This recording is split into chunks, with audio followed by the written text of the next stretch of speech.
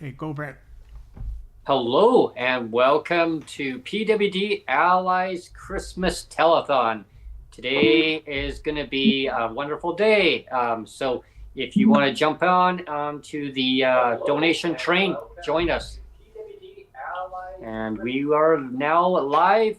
So let's let the party begin. And we should say, Brent, it's the last live stream PWD Allies live stream event till after Christmas. Yeah, definitely. This is the last live broadcast until after 2024's Christmas, before and after. So this is the before event, and if you want to jump on, come on. Yeah. Let's hope we're still in Canada when the next one comes. Yeah, really. Right. Yeah. I want to wish everyone a very Merry Christmas and festive New Year, all the above. If you celebrate Christmas, Merry Christmas, and or otherwise season's greetings to all, and to all a wonderful day, not a wonderful good night, wonderful day. I changed the theme a little bit. Oh, we got Peter in chat. Hello, Peter. Hi, Peter. That's good. Yeah, and anyone who has the link to today's broadcast, definitely come on. I know some people are not going to be able to stay long. Other ones are going to be coming and going throughout today's. We've got Patrick just joined us in here as well. Hello. Hi, Patrick. Hi, Patrick. Nice to see you. Hey, everybody. Hey. Yeah. Hi, Patrick. Where's Squidward?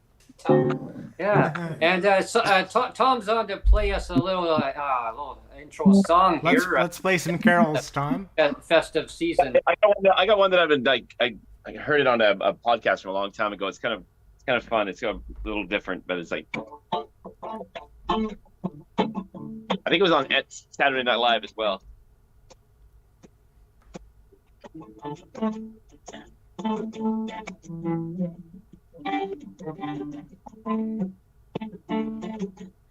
I don't care what the neighbors say.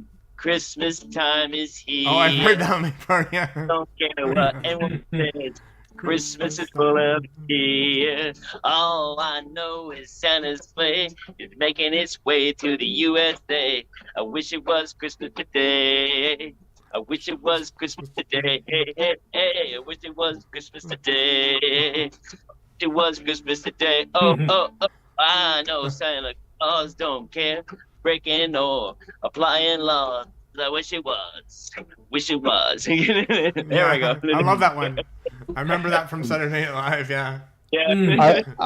I was scrolling through YouTube trying to find something funny for a bunch of people, and I came across Dennis Leary's "Life's Gonna Suck When You Grow Up." Yeah.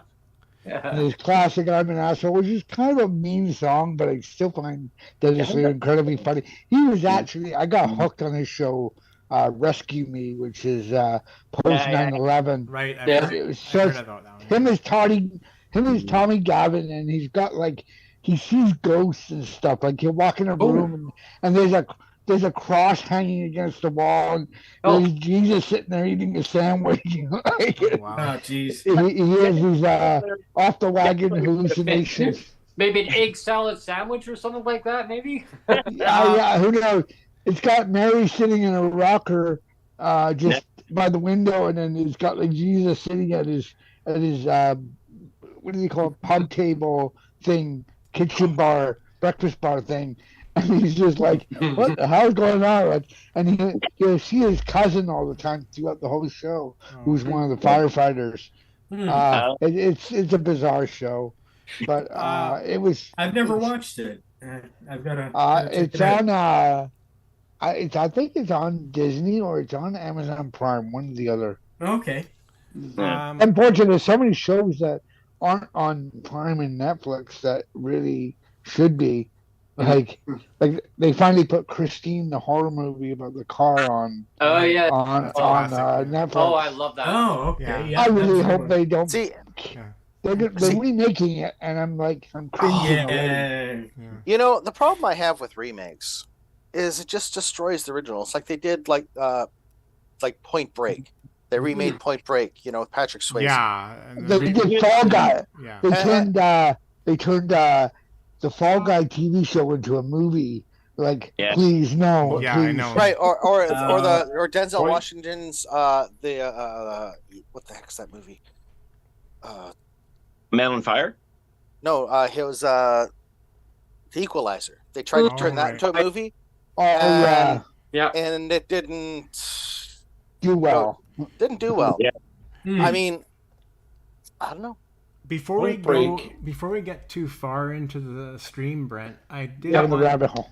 I did want to say, the reason why we're here is we're basically to celebrate the successes this year of your podcast number one.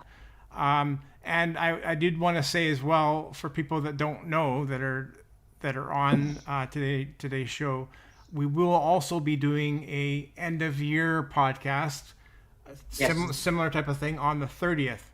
It'll be the end of year thing. So that's when we can all kind of say individually what we thought we had success with individually, and what we all expect or don't expect in 2025 for people with disabilities.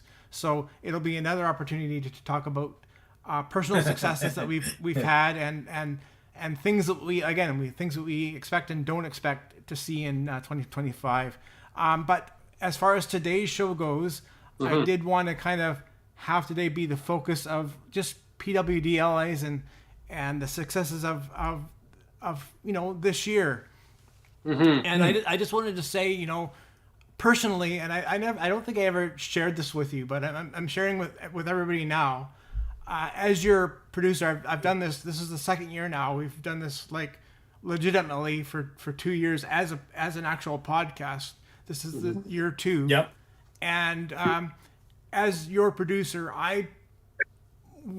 my goal for this year was, I thought I'm going to consider it a failure this year if I don't get monetized. If I don't get the channel monetized, that to me would be a failure for this year. Like that was my goal, was to get monetized this year. And I thought if I don't get monetized, it'll be a failure for me personally.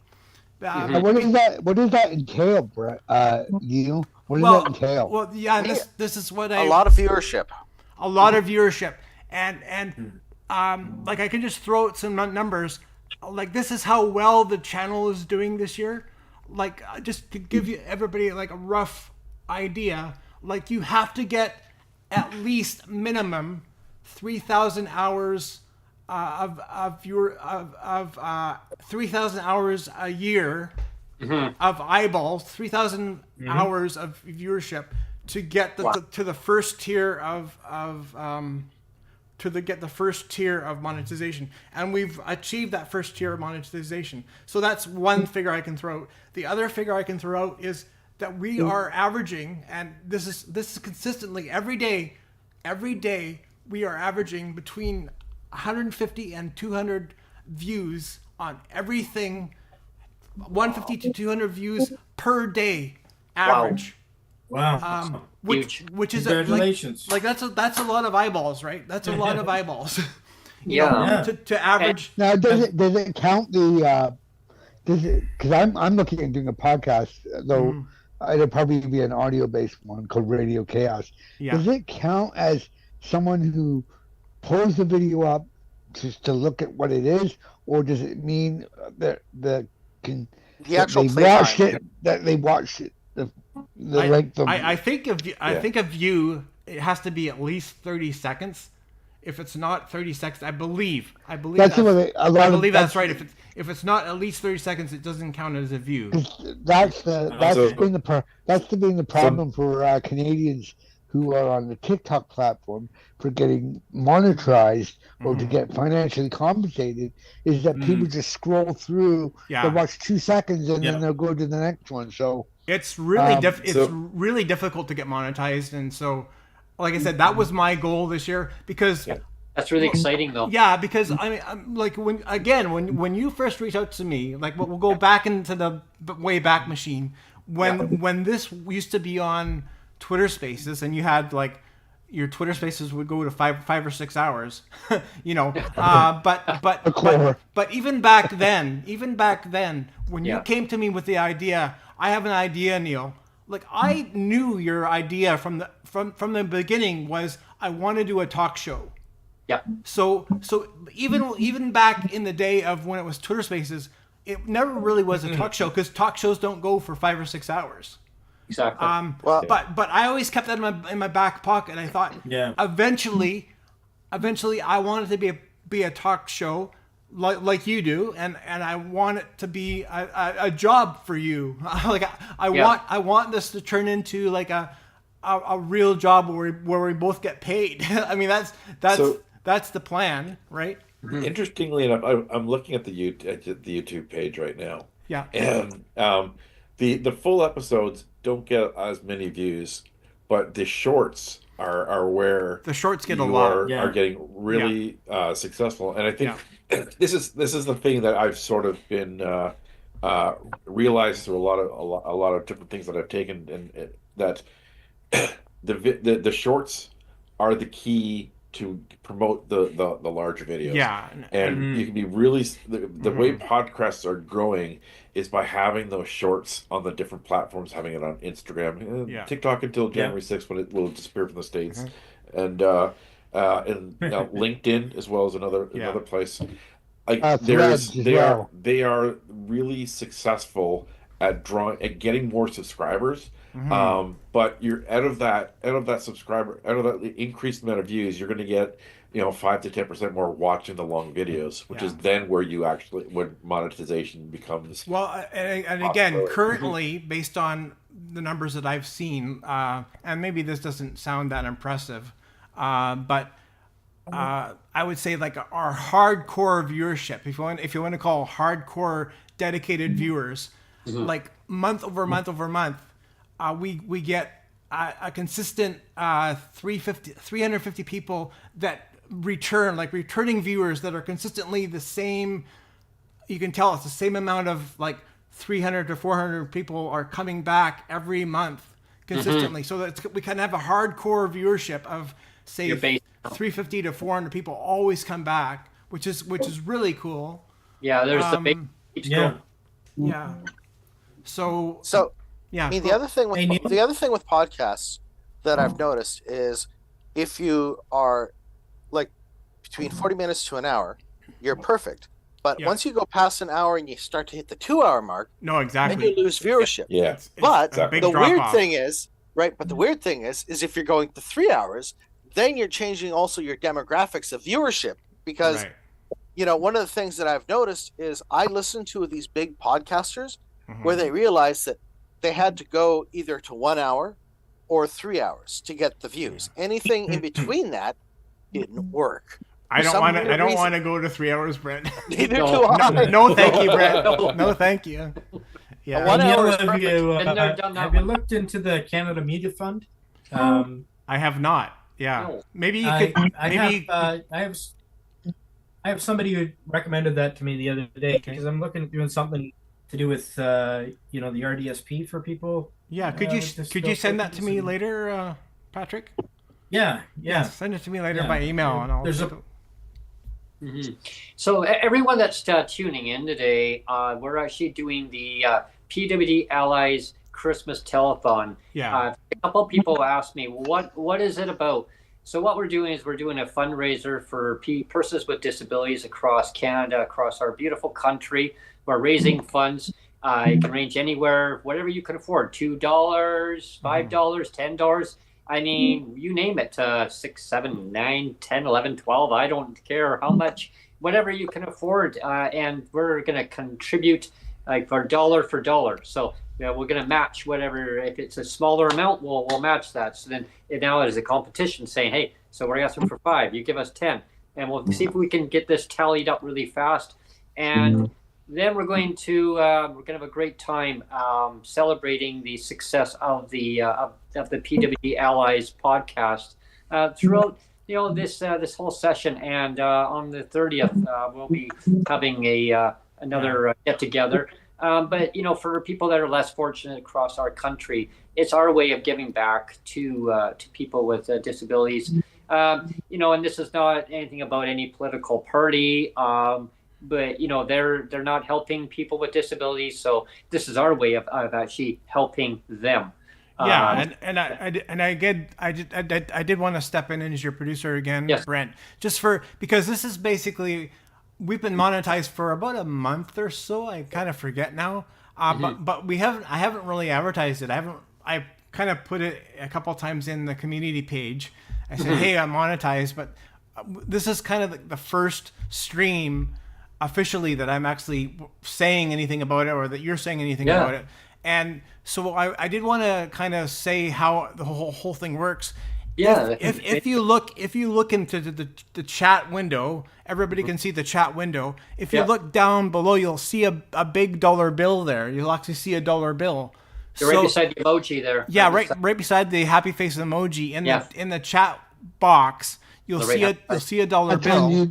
That's on YouTube, right? That's on YouTube. So if you actually go to YouTube and look in the chat box, there's actually a dollar bill there. And if you hit the dollar bill, that's the opportunity to say, hey, I want to kick in like $2, $3, and then it's funny you mention that, because I used to watch a car show set in Laval, Quebec, and it's called Nick's Garage, and he's an old hot rod guy that does some model rest mods, but he tries to keep the classics in Ontario pretty much running. Or he just did a black 1970 Dodge Charger that was basically Swiss cheese when it came in from being it was owned by a veteran.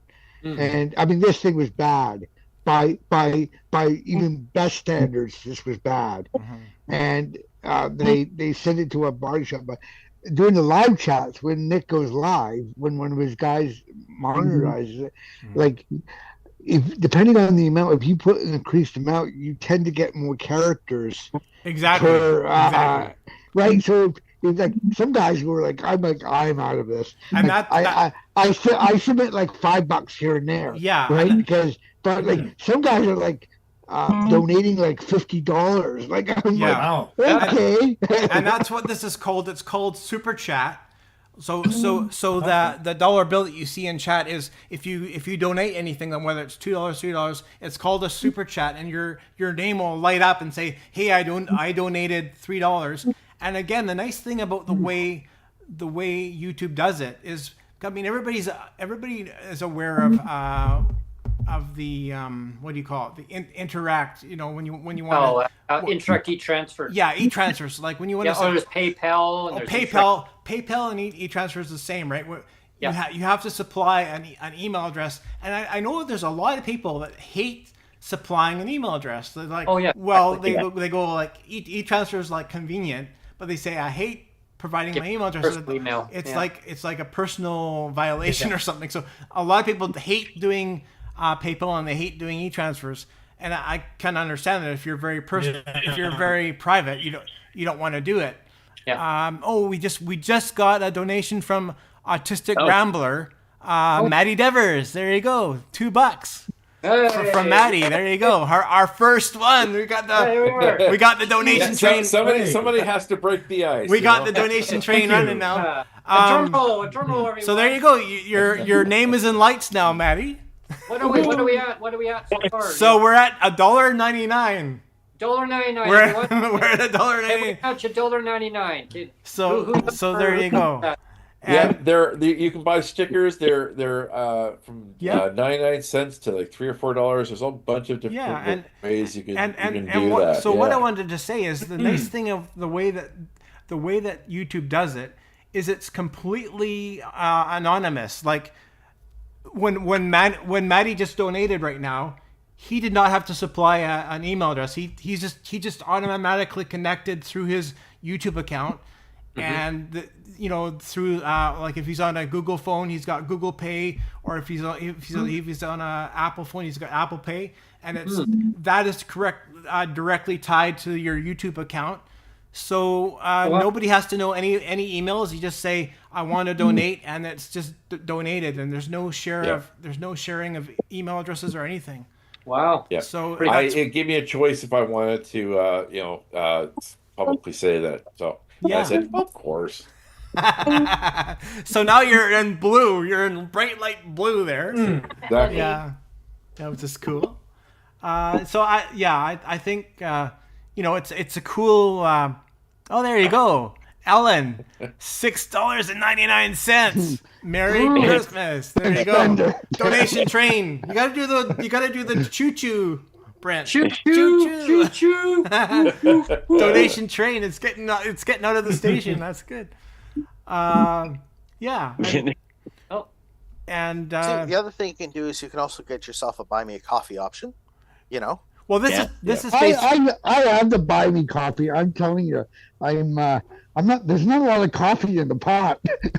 Yeah. Well, and I do have to say, I mean, everybody knows this. Everybody knows this. The majority of our viewership is people that are living in legislative poverty. We're aware of that, right? We are keenly aware of that. I'm keenly aware of that. You're keenly aware of that, Brent. Like the majority of our viewership is people living in legislative poverty. So of course, we're assuming a lot of people can't donate, and we get it. So but there's also a segment of our viewership that is more well off. Like maybe at some point we're gonna get the eyeballs of Michael Bublé on the show. And maybe he's going to say, "Hey, I finally tuning into PWD Allies, and I really want to support what they're doing." And he's going to say, "Here's a $5 for you guys," or whatever, right? Yeah, exactly. What are we at now, Neil? Nice. I don't know. Does it give a running total? I don't. Any other? I don't know how. I have no idea how it works. This is the first time I've done this. So analytics on the back end. Yeah, I don't think it's not giving me a running total. I can just scroll up and down. So right now we've got 2 donations. We've got one for about $2 and one for $7. So right now we're at $9. Oh, one for $7? Well, that was from Ellen just now. Ellen, Ellen donated the $7, and we've got one from Maddie for $2. And And I did want to mention as well, if everybody looks at the video, beside my picture, below the video stream, you'll see a join button, and the join button is for anybody that wants to contribute like a monthly amount. And again, that's entirely voluntary. Probably a subscription. There's probably you can also look at what was it called that people get, and then they let people post their content a day earlier, and I can't Patreon. You can look at Patreon. I tried Patreon, and it's it didn't really work for me. We tried it for a while, then nobody donated to us. So, we've got Brent Frain is going crazy. $6.99 and then $1.49 from Brent. Who's Brent Frain anyway? Well, can I jump in? Yeah, Brent guy. Okay. Now here's the thing with membership is what you can do with membership. You can have membership only podcasts, right? We can. You can. Right. Yes. Yeah. Once the membership rises up, and you can have membership only clips or membership only things that are related. Exactly. Just for the members that are subscribing. Yeah. Now, this could be a benefit. To go and enhance the program to go and get people to want to sign up to be a membership, and you can set the price to be whatever you want exactly for membership. Yeah. And that's the beautiful thing is you can go and say, well, we don't want it to be like $12.99. We'll say, well, let's give a little $4.99, right? A month. Just enough to go and say, hey, we're asking for some, but we're not going to go break the bank. Exactly. And it maybe will go and help those that are have just enough, but say, I want to help, but don't have enough to go, Well, it's funny that you mentioned that, MJ, because if you hit the join, can you see the join button on your phone? I don't know if you can. There's a join button. Can you see it? Now, if you hit join, you're not going to join right away. But if you hit the join button, it'll there's 4 tiers of membership. And if you hit the join, you'll see the 4 tiers. The first tier is called the Timbit. And the Timbit is, what is it? It's $2.99 a month, and that's the Timbit level. And then the next level, I think it's $4.99. Is that right, Brent? I think it's $4.99. Yeah. Then the next level is $4.99, and that's the apple fritter level. and then we have the third level is the double. Yeah. And I believe that's $11.99 if I'm not mistaken. I think that the double is $11.99. Double. And then we have a fourth level, and this is where I had fun with it. The fourth level, I believe, is like $30 a month, and that's called the Bublé. The Bublé bits. So the very highest level of donation for the month is $30, and that's called the Bublé. And of course, we assume that not very many people can afford that. We know that, but so that's why I labeled it Bublé for the VIPs that want to Michael Bublé, if you're watching this live, come on to the show and throw in a couple bucks. So again, the four levels are Timbit. So you got the Timbit at $3. You've got the apple fritter at $5. You've got the double at $12, and you've got the Bublé at $30. I think it's $30. I would argue that your apple fritter is probably genuinely tastes better than McDonald's. Natural apple. Yeah. I don't know. Last time I was at at Tim Hortons, their coffee had the distinct taste of Fibercino. Oh wow! Like someone was in the back there with pouring coffee on the rug and bringing the rug out into a cup. Can we have another song, Tom? Sure, Tom. Can we have another song from Tom here? Okay, I'm on this one anyway, so. Major, no crib for the little Lord Jesus laid down his sweet head. Stars in the sky, they looked down where he lay. The little Lord Jesus asleep on the hay. Just quietly doing stuff in the background here. I'm on the YouTube page. Yeah. I'm on the YouTube page, and I see a mustache here for $1.50. Is that the same thing? That's from Brent. Yeah. Yeah. Brent donated that. It was $1.49, so he got to. Did you get to pick a sticker? I did. Yeah. Yeah. See, I don't really know how that works necessarily. I didn't either. I was just fiddling around. Yeah. I was like, well, what does this do? So this is all new to me too, but yeah. I have got. I was able to pick my own stickers. I did a couple that I picked my own, but then I didn't know what other stickers were available. Yeah. Yeah, I just kind of fiddle around with it, and I was like, okay. Yeah. And then you just, on your phone, it'll just say to authorize it. You just double click it, and boom, and it sends it off. And again, like once we're done on the podcast, once we're done on the telethon, after this is done in 2 hours or so, people can still go back on the video, and at the bottom of the video, there'll still be a button to press. So you can do join on the left-hand side, or you can do super thanks.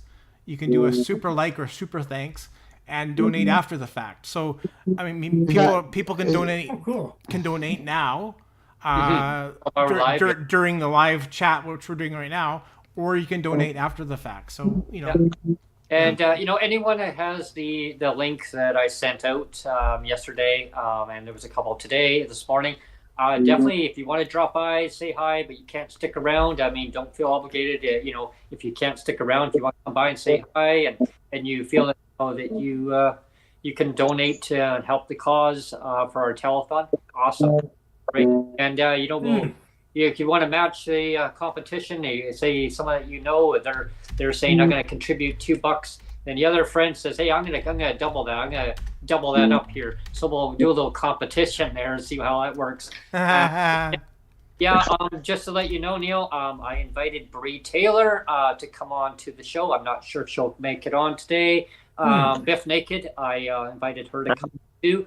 Paul Doroshenko, I asked him to come on. Kyla Lee. There's a whole bunch of people, so we'll see who shows up today. I asked Michael. Awesome. I asked Michael Bublé, and he said no. Oh, So, but I still put his picture on the thumbnail. I still put his picture on the thumbnail. with you. Yeah. Hey, Boston. We have another donation from disabled investor 149. I'm not sure who that is, but again, you know, that's kind of the beauty of it. It's anonymous in a sense.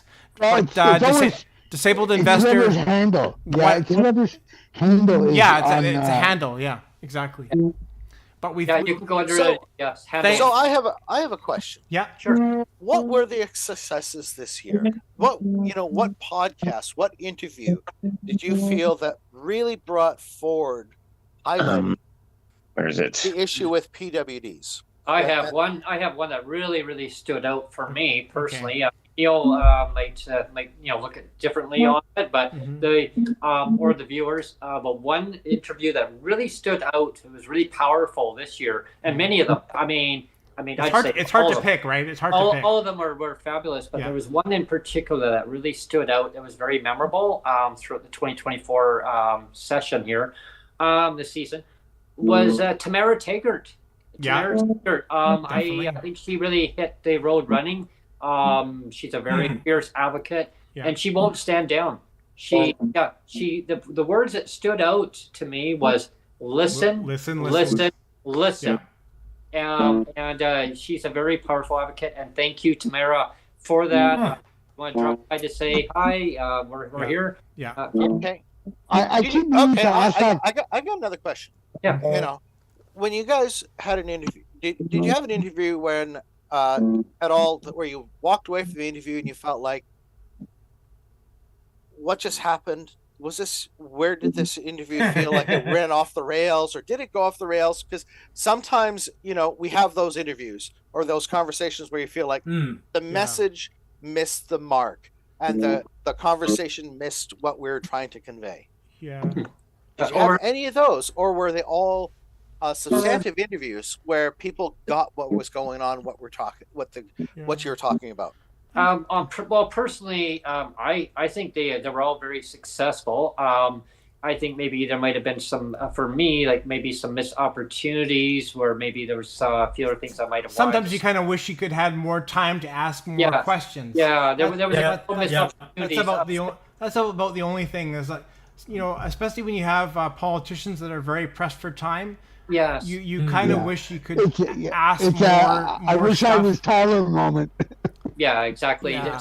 Did you have any politicians that didn't answer the questions? All of the above. Yeah. But I think there was missed opportunities. Let me tell you about my vacuum cleaner. No. I was trying to think, like that was actually last year we had Sheila Malcolmson on, right? Yeah, that was right. And I mean, like I do give her credit for her. This was last year, not this year, but last year we had Sheila Malcolmson on, and I do give her credit for coming on because, again, she was the first sitting minister. Mm-hmm. She's the first sitting minister to ever do that. Mm-hmm. Which again, you have to give her credit for. But it was a very fluff puff, like basically nothing burger interview. Okay. Like we didn't want to upset her. Like we did not want to upset the apple cart. So it was just like we were just having a very basic surface level. Where we asked a couple key questions, and it was like thanks, goodbye, and she was on and off in like 20 minutes. Okay. But again, did she yeah. Did she supply the questions that you were going to ask her? She did pretty well knew. She did want to know. She did want to know ahead of the time what the questions were going to be. Yes. Kind of pre-scripted questions that she knew what we were going to ask. Which is what I hate doing that. I don't like giving or feeding the questions to our we basically never do that. I think the only time we've ever done that is with Sheila actually. that her handler reached out specifically and said, like, I need to know what you guys are asking her, because like he was very protective, like very protective. So, what do they call those, softball questions? Yeah. Yes. Yeah. Well, Yeah. see, the thing is, I mean, I can understand politicians always wanting to go and know what's going to be asked of them ahead of time, because you have to understand that they're dealing with a certain perception, and they don't want to come off looking like an idiot. Yeah. And that's the last thing that they want. So they want to be able to say, okay, well, you're going to ask these questions, then I know that I'm going to be answering them this way, and so on and so forth, or I'm going to provide this information. They've also signed certain documents as ministers as well, that are non-disclosure type agreements that, as a minister, I'm the hook for. I mean, as much as we like to get the unburdened, the unburdened truth, there's some workarounds. I mean, if you ever watch a politician like in question period, there are certain questions where they just glaze right over it, because that's in their paperwork, in their contract. Another guest that I had on this year, and I've had on like several times throughout the history of PWD Allies podcast, has been Cheryl Hardcastle. She's amazing. She really is. She is a totally amazing lady. Completely amazing. Yeah. She we just give her the runway and we just let her go. Yeah. And she does cut and dry. She's almost like a wind up play. You can just wind her up and she just like goes. Yeah. Yeah. And you know, Energize everybody. It's like you're the director. You're like the director of Clint Eastwood. All right, let's just see it's what almost you like do. Ellen is like, I know what she's going to say next, and it's just I just sit back and I think, okay, she's already answered. We just let her talk, right? Like we know she knows what she's going to talk about. We just let her talk, and she's great. Yeah. She's great. There's a couple of prominent members of Parliament that we've had on too. Bonita, Zarrillo. She's fabulous. It was very awkward. We just had Mike on. Which is great. Yeah. Mike Morrice, and I was actually really impressed by his. Even when you guys brought up the container and the tiny home, he didn't shy away from it. No. I was a little worried that he might go, "Those are good ideas," and glaze over it, but he didn't. Yeah, he spent a lot of time on it. Yeah, because he knows that though tiny homes aren't really appropriate for every dynamic situation. For accessibility wise, for every there should be tiny home communities all over on Canada, really. But I mean, we're glad for what we've got, right? It's just some of them are very, very basic, and then there are others that are more tiny home community. Well, one thing that I found too in that interview, just since we're talking about Mike Morrice, is I had to be very careful when it came to the homeless population, right? Because every individual has their own unique situations of what they're going through. Yeah. And so I was really careful and very candid on walking on thin ice, you know what I mean? Because, like in Victoria, British Columbia, we have a huge homeless problem, like downtown.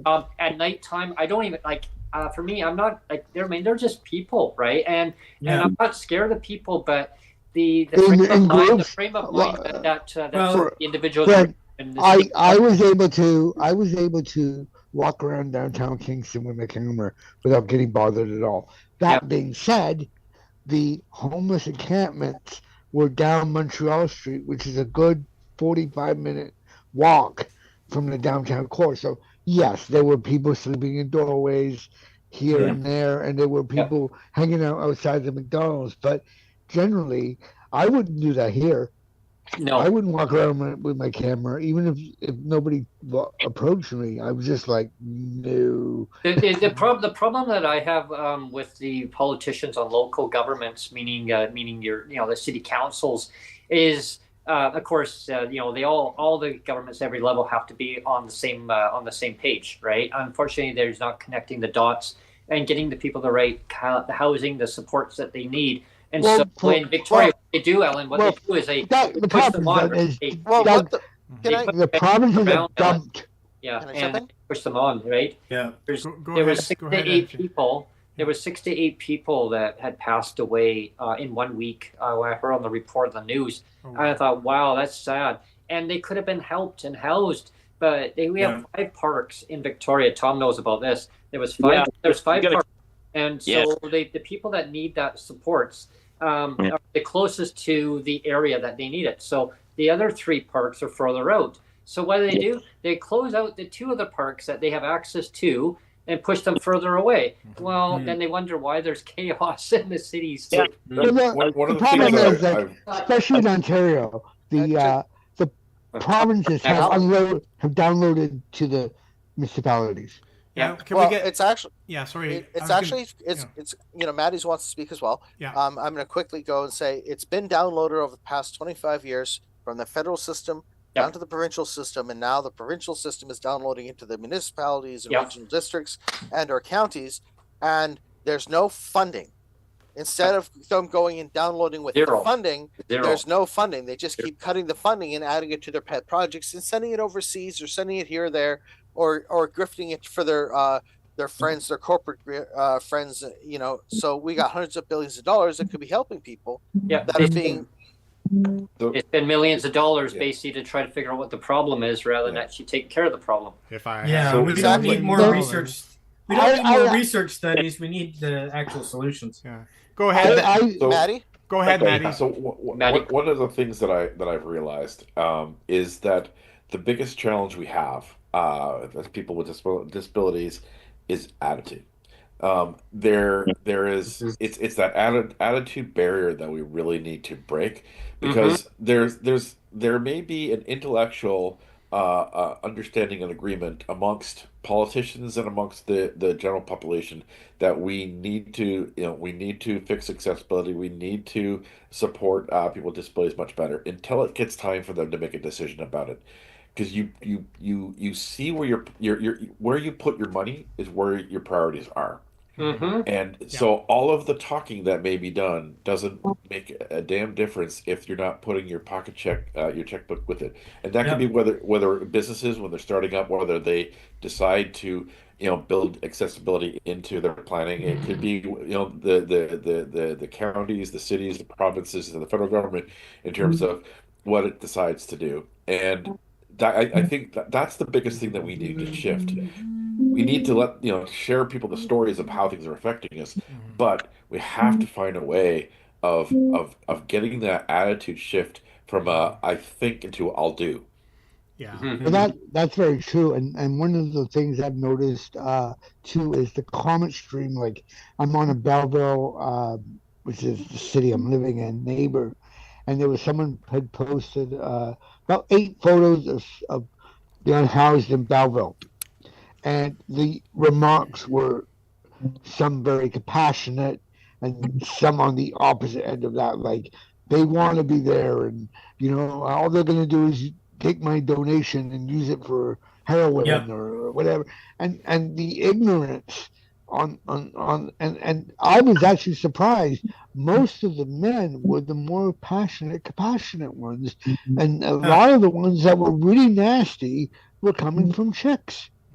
I'm not saying all of them were chicks. It was a 50-50, but more of the they deserve what they get. We're not from the guys.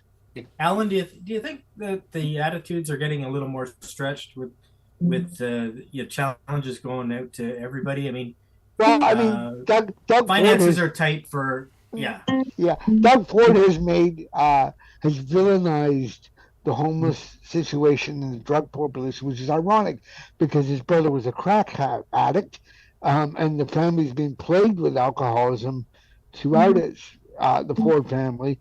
But he's made it so the people that we've got is the interior middle class versus lower class hate on, and now that you've got people that do own homes or rent nice property going, we don't want to see these people in encampments. Get them out of our view, right? And he's by the idea of finding, like, how is someone whose house going to come up with pay a $5,000 fine? No, they're going to go to jail, and then they're not going to get into co-op housing, which he's done. He's done a what do you call a no slap. Yeah. By doing this. When we're talking about attitudes, you know, nobody asked me what my favorite episode of the year was, and I've got maybe two. By the way, what are your favorite episodes? The first one is when we had Michael Prince on with Neil Belanger, because I went after Neil Belanger basically all last year too. Remember, like I wanted him on so much. He's the he's the CEO of BC Ann's in BC here, and whenever he, like I'm not even on Twitter anymore, but whenever he was on Twitter, whenever he'd say anything, you know, he, like the things that he would say just make so much sense, right? Mm-hmm. And so that's why I wanted him so badly on the show, and to get them both on, to get Michael Prince and Neil Belanger both on to talk about the CDB and what a train wreck that is. It was a really amazing interview, because again, you saw here's two very prominent people that what do you want to say, like, you know, Michael Prince is basically you know, he's almost like a think tank kind of a person, right? Oh yes, very cerebral kind of person. So when he's wonderful, when he's saying like this whole thing sucks, yeah. When they're both saying like they can't believe how badly the CDB was botched. I mean, you have to stand up and like sit back and listen to these two. I mean, it was like, amazing. And for him to walk away from that organization and just throw his hands up in the air and go, I can't believe it. When most ministers would go, well, this sucks, but you know, the train keeps going. Mike was like, I'm out of here. Yeah.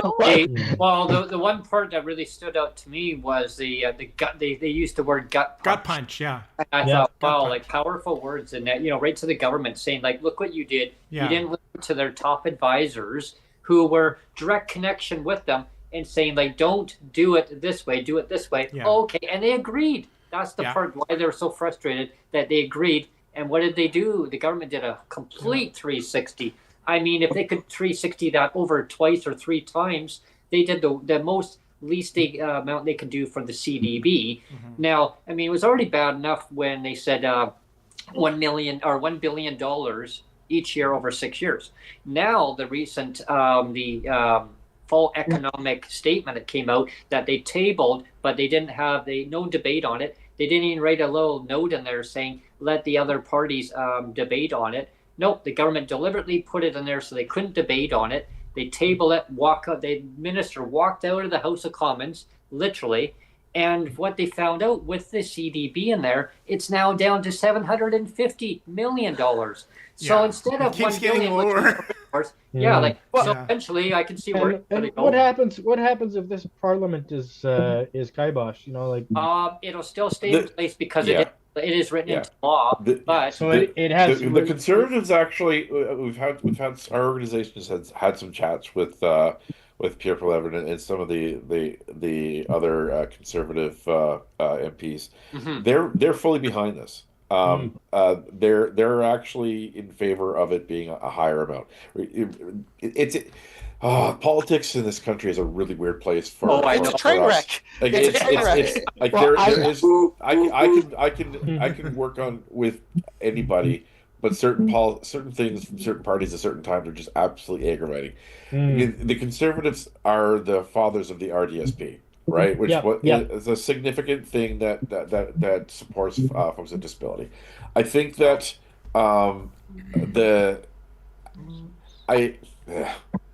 there's hope with it, but if there's other aspects of the Conservative platform that I'm just absolutely not that would affect me personally and my family quite deeply. but in this particular area, as well as their support for the autism, the National Autism Strategy, and other things that are being worked on for with other disability groups, like they are actually more proactive in government with disability than the liberals who just like to talk about talking. Yeah, lip service. Let's But- do another survey Yeah. about the previous survey that we did previously, Yeah. about the Exactly. survey that we did Yeah. before. Talk about the survey to go and Well, you know what I'm Yeah. saying. I'd It's- rather than put something out and then fix it, rather than wait to put something out I that just wanted to- completely misses the mark. Yeah, and I just wanted to say that now that Brent has brought out his hat, I think that's worth at least $2 right there. Yeah. So I What, put out a challenge. I put out a challenge that's worth $2 right there, Brent. well, Tom, can we get a Steve Miller song?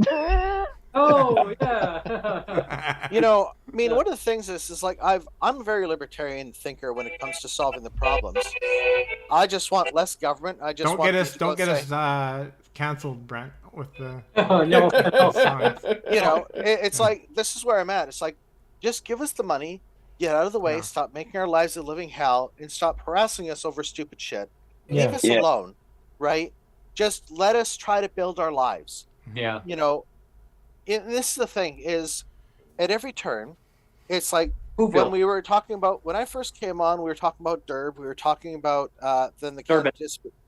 disability benefit and so on and so on, and at every turn we see the government finding ways to kibosh helping people that are disabled and or seniors that are also disabled at the same Part that time. really, really bothers me is when, MJ, when seniors that are disabled, but the government says, "Oh, well, you're disabled. Your disability just disappears, and you turn Yeah. 65." That's Yeah. it, and yeah, I know. and Yeah, it's- the ableist gaslighting level of fuckery, pardon my French. well, actually, Yeah, actually, Alan, basically, we nationalized It's full of fuckery. We didn't nationalize Petro-Canada. We privatized it, but we kept all the gaslighting so that we could Yeah. focus you're on absolutely us. right You about know, the gas all lighting I- that they do is staggering.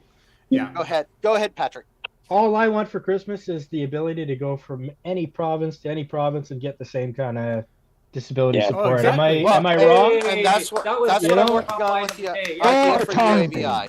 Like a citizen. Yeah. Yeah. Like You know. freedom of mobility would be nice. Yeah. Yeah, Yeah. yeah. Well- I'm just tipped that as like it's great that I can earn $1,000 as a recipient on ODSP. Yeah, that But is nice. but as soon as I go over that 1,000, and I mean by $1, Yeah. they're taking 75 cents of it, Well, you know what? and I look around and I'm going, well, Then you wonder why people on disability aren't trying to get ahead when Yeah. you go and sit there and say, "Hey, Well, keep walking forward. We're going to start hammering your feet."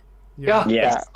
This Yeah. is kind that's of essentially like, it, right? I And don't know then- how My I don't know how it experience- is where you guys are, but here I'm noticing that even if I wanted to apply for a job, which I do, and I do apply for jobs, Mhm. I can't get them because the temporary foreign workers are generally being hired for a lot of the entry level sort of customer Yeah. service jobs that I would have qualified for. Exactly. Um, And this is the thing is now we're being stuck. in Nothing even against further people who are poverty. coming here. It's just you Yeah, know what I mean. yeah. Well, Well, that's exactly what's happening out here too. There's a lot of even small businesses shutting down because they're taxed to the hilt, and there's a lot of theft going on by basically businesses getting ransacked. I mean, and what is the root of the problem? Poverty. Right. well, and Yeah, I it's just- always the root. I just wanted to Well, yeah, hop but- on what Patrick was saying about freedom of movement, because I don't know if you saw one of the last podcasts that we did, Patrick, but one of the last podcasts we did was called Ghosts of Christmas Past. Oh yes. And the whole show was about the origins of systemic discrimination. Because we all know systemic discrimination exists for people with disabilities. Yeah. And I don't even, And- you know and- what, Brent? I don't And even we- mention that I have a disability anymore. When they No. interview, they're not supposed to ask me, but I've been asked by employers, what is your current state, revenue, or what do you live on? And I'm like, I'm a self-employed photographer. I don't even mention the disability. Mhm. Until I get in there, until they hire me, I'll be like, I don't know if you have any accommodation, but I do have a minor disability, because then they can't fire me, or they're in for a lawsuit, right? Yeah. But I do not mention, oh, I'm on ODSP, because I might as well say, hi, I have leprosy. Yeah. It's bad. It's Yeah. bad. Yeah, it is Yeah. bad.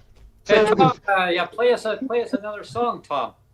And then we're gonna do a drum roll here. So anyone tuning in right now, if you want to throw in a couple bucks, Are you gonna ask me to total up the? I don't know if I can. We'll go for the grand total here first. Before Tom starts. See if I can. Hey, we want a drum roll here, We've Tom. got 3. Let's see if I can do fast math. We've got 3, 7, 10. What do we got? 17, $19 so far. $19. Grand total, $19. That's one large at Starbucks, right? There you go. There we go. There we go. Sorry. No, I don't speak Starbuckese. Is that that's a bacon with no cream cheese. Yeah, isn't it Vente? Isn't it Vente? Is the Vente? Is that is what the they size. call it? Did you know that all 3 sizes that you go and get coffee at Starbucks all fill this exact same amount of coffee? No way. Oh, Are you serious? really? Check into it. I actually watched a guy go and do it with 3 coffee cups, and he went and got the small, the medium, and the large. And I was like, if that's for real, then Hmm. I don't you're know. being. Then that's. I gotta then be that honest. being- you I know, don't know then, about that. yeah. I gotta be not honest. shocked. I don't like the taste of their coffee, anyways. Like, Neither do I. I actually. you know, Yeah, no, McDonald's coffee- is my favorite. Yeah, Coffee, yeah, I drink Tim is Hortons. So there's one that will never sponsor Only us the now, coffee Brent. It's is gonna do that. Starbucks. Yeah, we Sorry. went- We've Sponsor just for lost a sponsor, a potential sponsor, Brent. No Oh. Starbucks. Well, you know what? Yeah. though? Starbucks for you. let me backpedal a little bit here, because I know that Starbucks hires people and gives them health benefits. So Yeah. you know that's one good thing about them. Yeah. Yeah, Well, I realized that McDonald's was the old Tim Hortons, and I was like, hook me up. Do you have the IV drip size? No, yes. Well, see, one of the things, when it comes to, being disabled, is when you start talking about, have a conversation about fixing the benefit programs. The first thing a lot of these people do, and I'm going to say this outright, boomers. I've noticed this about the boomer generation, is their generation that's basically what's in it for me. Mm. And if Yeah. you're costing me money, then you're the problem, right? And it's like, well, like I didn't become. It wasn't my choice to become disabled. Mhm. Things happen, right? Well, and that's why I keep saying, it's not going to change until there's significant numbers of boomers that become disabled with age-related disability, and then it's going to be a voting priority. And I don't It mean affects their lives, right? It affects their lives directly. Then they understand. They say, "Oh, I didn't know that." But then once they finally know that, they're in the system, and then they're saying, "Uh-oh." Oh, and they Yeah. find out, not only am I disabled, but I can, I don't qualify for Canada Pension Disability Yep. or something like that, or I can't gets get clawed off partial you. disability because Yeah. I earn too much on disability in my private Yeah. pensions. It's Yeah. like the reality hits hard Mhm. when you become disabled. And one of the things that I've been trying to figure out is a medium number or a median number. I mean, I was, when I started working on the idea of universally available basic income, I started at $2,000. Mhm. Then I start to realize that $2,000 wasn't enough. Well, that was good like 4 years ago, and Right, I know. Yeah. And then I inflation. had Yeah. to double it. Then I had to double it when I found out that the single apartment for, like, Ellen lives in Toronto, that a single apartment is $2,500, right, for a single Yes. person. That's And I'm that's like- Toronto. I live in Barrie, which is an hour north of Toronto. Okay. And the apartment that I had, I'm back with my parents now because I can't afford a place. The apartment that I Exactly. had back in 2015 was $600 a month. Today it's $2,500 for the same little 4 walls. Like That's it's crazy. Oh, it's my nuts. apartment was when I moved in was $1,260. It went up to $1,291. I did not re-sign my lease. I went month to month, and they told me at ODSP that if I hit the $1,400 mark, which would be the following July, I could actually be at risk of my benefits being put on hold. So that's why I rented a room. That's okay. I've been on ODSP for like 13, 14 years now, and the amount that we've had to pay for up until last year, I was between 1250 and 1370. I'm now paying 1700 for the last year.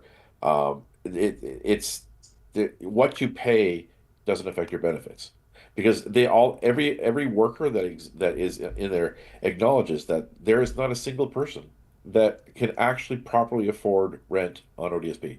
So we're using our other benefits or a small bit of income or people lending us money.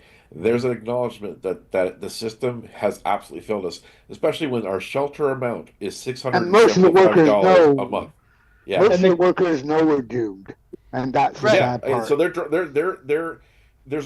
a lot. Like, there are regulations, and then there's how they interpret them, and there's nothing that says that your rent can't be higher than what you're given. The reality is there is no stable housing in Ontario that Ontario ODSP covers. Not a single one. Anymore. And the wait list for co-op or like the wait list in Belleville for Hastings Market right now is 15 years from the time I got in. So I signed up for Hastings 2023 when I first, and I'm still on the waiting list. And they came, 5 years ago I was homeless. And so I got evicted from the place I was in. So rather than being totally homeless, I rented a burned out old laundromat. It had a fire in it, and it hadn't been condemned. It had a hole in the roof. But rather than being homeless, which would cost me my $500 a month at the time shelter allowance, I rented that and made that my mailing address. Because if you don't have one, you don't get that shelter. Right. It's brutal. And you can't get a job without a mailing address. This is one of the reasons why, when I looked at UABI, is I decided that I just wanted to get rid of all the workers. You don't have to dream too long, because that's happening. I know, right? And here's the thing: is when you simplify the programs and simplify things for us, it gives us a more ability to have more opportunity, right? It's like in BC, if you're a single person, you can own a home, but you can't have more than $100,000 in assets. You can't go and do this. You can't do this. If you leave the province and you say go on vacation for 3 weeks, you better go and ask permission, because they might decide you might want to get rid of your benefits. Or if I say I want to move to Alberta, I got to wait 6 months to go and get benefits in Alberta to get on their program. Then I got to start from scratch, all over beginning, and go through more doctors and more nonsense and paperwork, and then get recertified to be disabled again. Right? It's got to be harmonized. The whole system's got to be harmonized. Right. Completely reboot. The biggest challenge that we have is our Constitution. The fact that the social services and all of the things that we rely on because we're disabled, and access to things and income and whatnot, is provincial, and we have 10 provinces, it's not 3 territories, and right now because the federal government has no responsibility in these areas, they can only influence. They do have responsibility in these areas. But they don't. Constitutionally, they don't. And this is one of the reasons why the provinces say, give us money, but don't tell us how to do it, because they don't have to. It's the same thing with the Health Act. The Health Act is something that created a regime that for these particular things, the federal government will offer money if provinces must do these particular things to all people. Outside of those things, there's no, physio and massage and all those other things that may be funded by provinces here or there. They're not required to be. It's time and time again, I over the last 5 years, as I've been doing advocacy both at provincial, federal levels, I keep hitting this thing that the federal government can only use influence, and it requires I mean, looking at the way they did childcare, looking at the pharmacy, looking at dental, there are some things that they can do, but it's so much like if we ever had the opportunity to revisit the constitutional responsibilities, I really would hope that we could move some things up to the federal level that at least could provide the framework to fund the We- provinces to do those things, Well, so that actually, we had the ability to go from province to province to province What and have the really- same we system can, as actually, growth. Maddie, we can. It's 94 in the Constitution Act 1867. It's 94A, and it's basically old age pensions and supplementary benefits, including survivors and disability benefits, irrespective of age. But they can't affect the operation of a provincial program. And my thing is we can go and take all of these current federal benefit programs and add the disability portion to it, and so on, because supplementary benefits is a ambiguous term without a specific meaning, which means you can right when you So just creative accounting idea. What if we all got tax refunds every month? Well, I thought one way they could have done the CDB, which would have been at least a way of guaranteeing that provinces couldn't touch it, was basically making it an addendum to the GST credit. Yeah. Right. Yeah. Right. If you're disabled, well, you get this much more, and you get it monthly. It would be What the really- simplest, easiest way to do it, because basically. And then- What really Then it's available to the whole age. There's no age limit on it, and there's all of the agreements already with all the provinces that it will be unentrenched.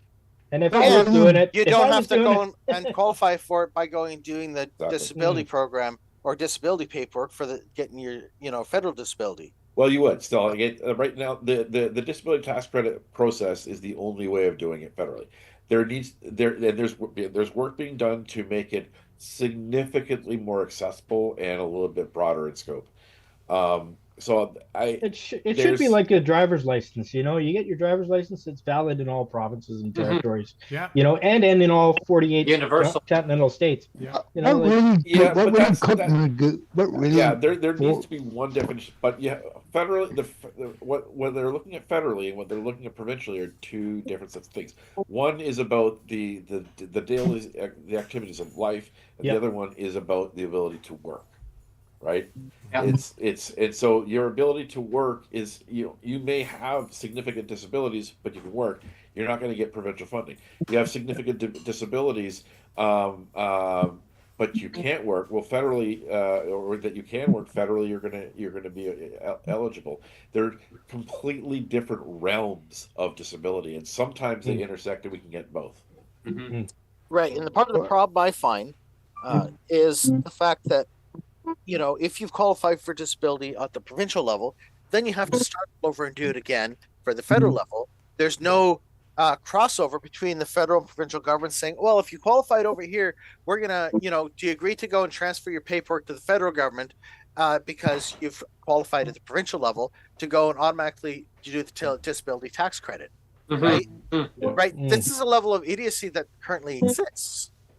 Yeah, well, again, it's the different purposes is why we have the issue. So we really need to do is provide the provinces funding to use one definition of disability that's a much broader one. So it takes into account your ability to work as well as your ability to do the activities of daily living.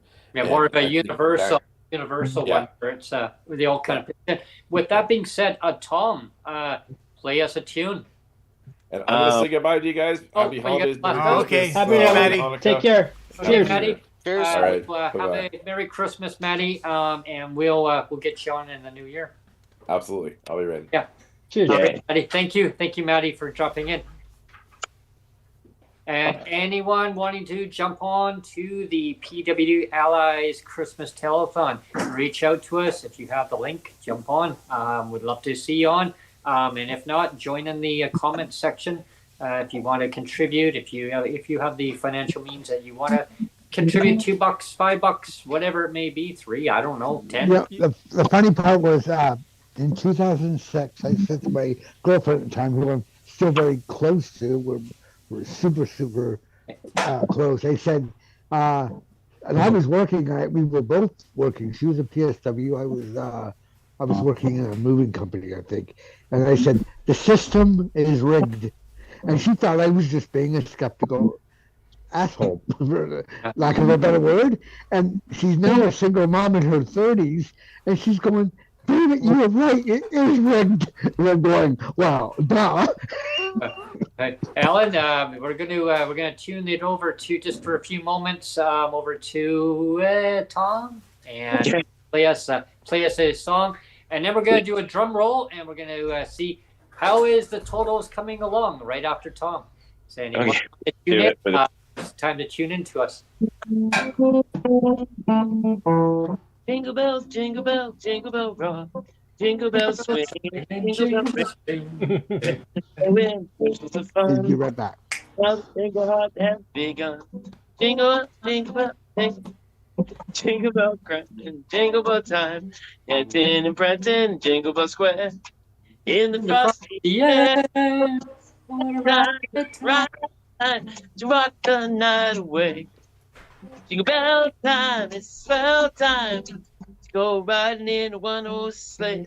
Jingle up, get your horse, pick up your feet. Jingle around the clock. A mix and mingle and the jingle bells meet. That's Jingle Bell, that's Jingle Bell, that's Jingle Bell Rock. Right on. You wanted a total, Brent. The total is the same. There's been no, so it's still $19, I think. So you have to do the choo-choo to get the train rolling again. Choo-choo. I did want to say again that even after the stream ends, that there'll be the thanks button will be on the video near the bottom. Right. You'll see a thanks button with a heart. If you click that heart button with the $sign, that's when you can donate after the fact. So when this video is just a video and not a live stream anymore, people can go back and watch it and still click that heart with the $sign and still donate something, or you can still click the join and pick one of the tiers, the membership tiers. Like I said, we have the Timbit tier of $3. We have the Apple Fritter tier of $5 a month. We have the what did I say? The double tier of $12, and we have the Bublé tier of $30 a month. So all of those options will be still available after this video just turns into a video and it's no longer a live stream. Those are monthly sponsorships? That's what I'm talking about. The monthly sponsorships are the memberships. So those are the members. The first membership tier is the $3 Timbit level. So anybody that wants to do a $3 per month membership. And if you can't that's afford, the Timbit level.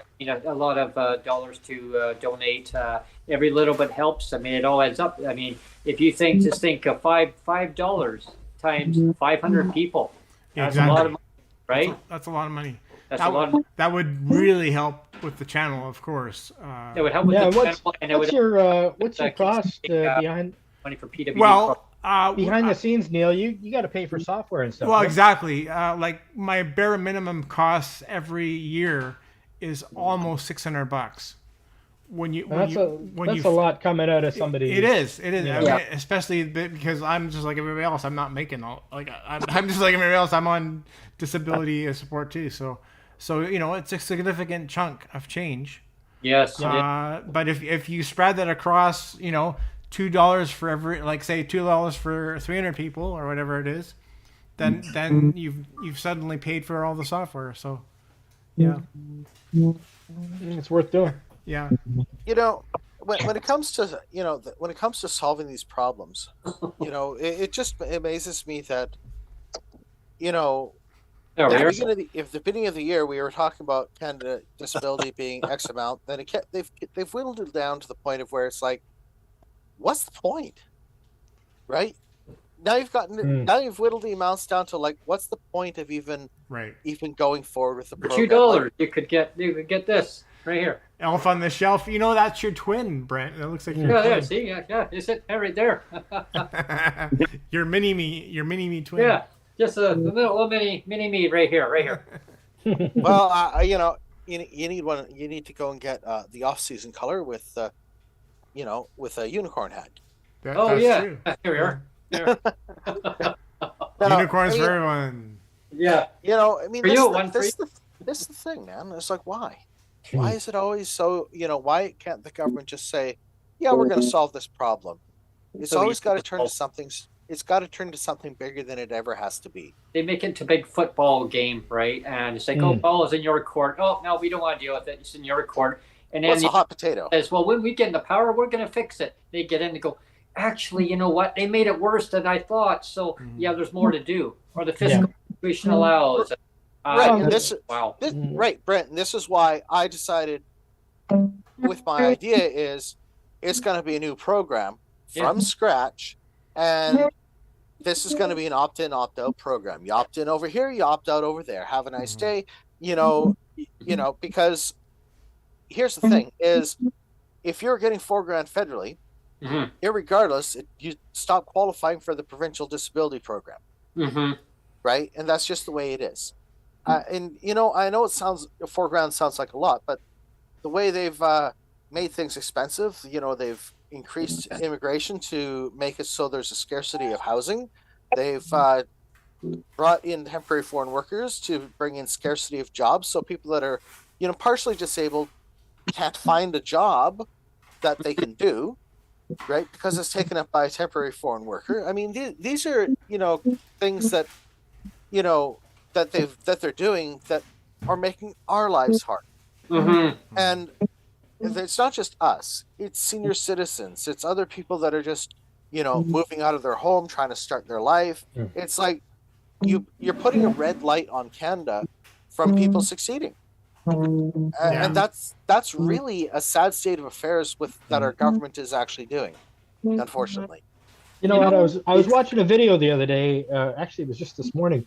It was about some of the tax changes that are coming in for next year, and they were talking about what the maximum EI benefit is now. It's $695 a week. Ooh, wow. That's pretty bad when you think about it. I mean, you work all your life and you get laid off or whatever. You get 26 weeks of basically not much better than we're doing. No, I know. Well, actually, they're getting twice as much as most of us on disability. But then the provincial government, what they do is they say, "Oh, you're getting that. We're going to." But it's taxable. It is taxable. Yes. Off you, and it's like, well, what the heck? Yeah. Oh, it's terrible. Yeah. And it's like CPP. You pay into it, and they say, "Oh, there's the job," and then you pay into it all your life, and then they come along and they go, "Actually, you know what? Claw that off you now." You know what? I think what boils my blood is they could have all the red tape they did with the Canadian disability benefit and all this. They could have just taken a copy of it right back. They could have taken the core of the Canadian disability, the federal one, and beefed it up and made everybody eligible that was in the provinces, and called it $2,500 a month with benefits until. Just call it a day. Yeah. Just call it a day, and we wouldn't have had, and it would have saved billions of dollars in paperwork because the benefit. The disability pension was already in place. All they had to do was beef it up, add some meat to the dinner, and pile on the veggies and call it a day. Well, this is why if they did that, they could yoink the funding from the provinces and say, that's right. They you're had not looking after the people. This is what I'm doing with the idea with UABI is it's a kitchen sink program. Right, we're going after the provincial benefits. We're gonna go and include student loans into it, federal, provincial, because here's the thing: is when you take a look at student loans, you're putting people in debt for up to 20 years for going and trying to become a better human being. Well, how about we do it like Norway? And there is no tuition? Well, here's the other thing: with $4,000 a month calculated at, we say we're going to take $500 of that. set it aside to be your post-secondary education fund. That $500 over 18 years is $96,000 without investment, without increasing the value. That's $96,000. Now, I don't know about you, but that could go a long way to getting somebody at least partially educated, or to get their first year in or second year, like if they're doing trades, and getting them out there. You know, why are we sending people out into this world where they end up behind the 8 ball for 25 to 30 years? We make it so they can't get ahead, they can't buy a house, they can't have a family, they can't go and become a bigger contributor to society. We've created a situation of extracting wealth out of people and keeping people poor. Instead of going and actually increasing the wealth of the nation. That's what I'm looking at, is trying to solve the problem. So when you throw the federal programs in, which is, you know, and the provincial programs includes the $10 a day daycare as well, we're throwing into this as well. You know, you take all your federal programs, which is CPP, EI, and Canada Pension, you got your GST credits, your student loans, and all the rest of these other federal programs. And then you take all the green funds for all these people that are buying EVs that are making $100,000 a year, that can afford to buy a $60,000 car, then get $10,000 off on our tax dollars. Excuse me. I'm sorry, but you know, we shouldn't be going and giving rich people a discount. I'm sorry, but if you can afford a $50,000 EV, you can afford to pay full price. Yeah. That's where I'm at, right? You know, and I'm for the environment. That's me saying, right? You know, I originally started out in the Green Party, and I became libertarian and saying, let's just slash government and make the programs more efficient. I will. You know, let's simplify it. Simplify the tax code, simplify this, simplify that. Let's stop wasting our money and making people's lives more difficult than they have to be. And I wonder, honestly, MJ, how long before we don't even have a worker, we just have a chat bot? Well, here's the thing: is if we got rid of all the nonsense, if we said, "Here's $4,000, figure it out," right? Do your own thing. There's no restrictions. You can own a house. You can own a car. You can go and get married. You can have kids. If she's working or not working, she could collect $4,000. If we go and say there's $4,000 available for each one of the kids, now all of a sudden people are going to go and start having kids. We start benefiting society by creating the opportunities by getting rid of all the red tape. It's just, they're killing this country with red tape. I mean, and they're killing, you know, it's even worse. And they're killing people's spirit at the same time. Well, and they're making people decide that maid's the only option because they can't afford to live, and that in itself is, part of my language, absolutely disgusting, absolutely beyond, you know. And I won't repeat the F word again, but it's just beyond disgusting. Oh, I say the F word often. Well, you know, I try to be as professional as I can, you know, but it's just, you know, when you deliberately keep people poor, so they make a choice to say maid instead of going, you know, having a life.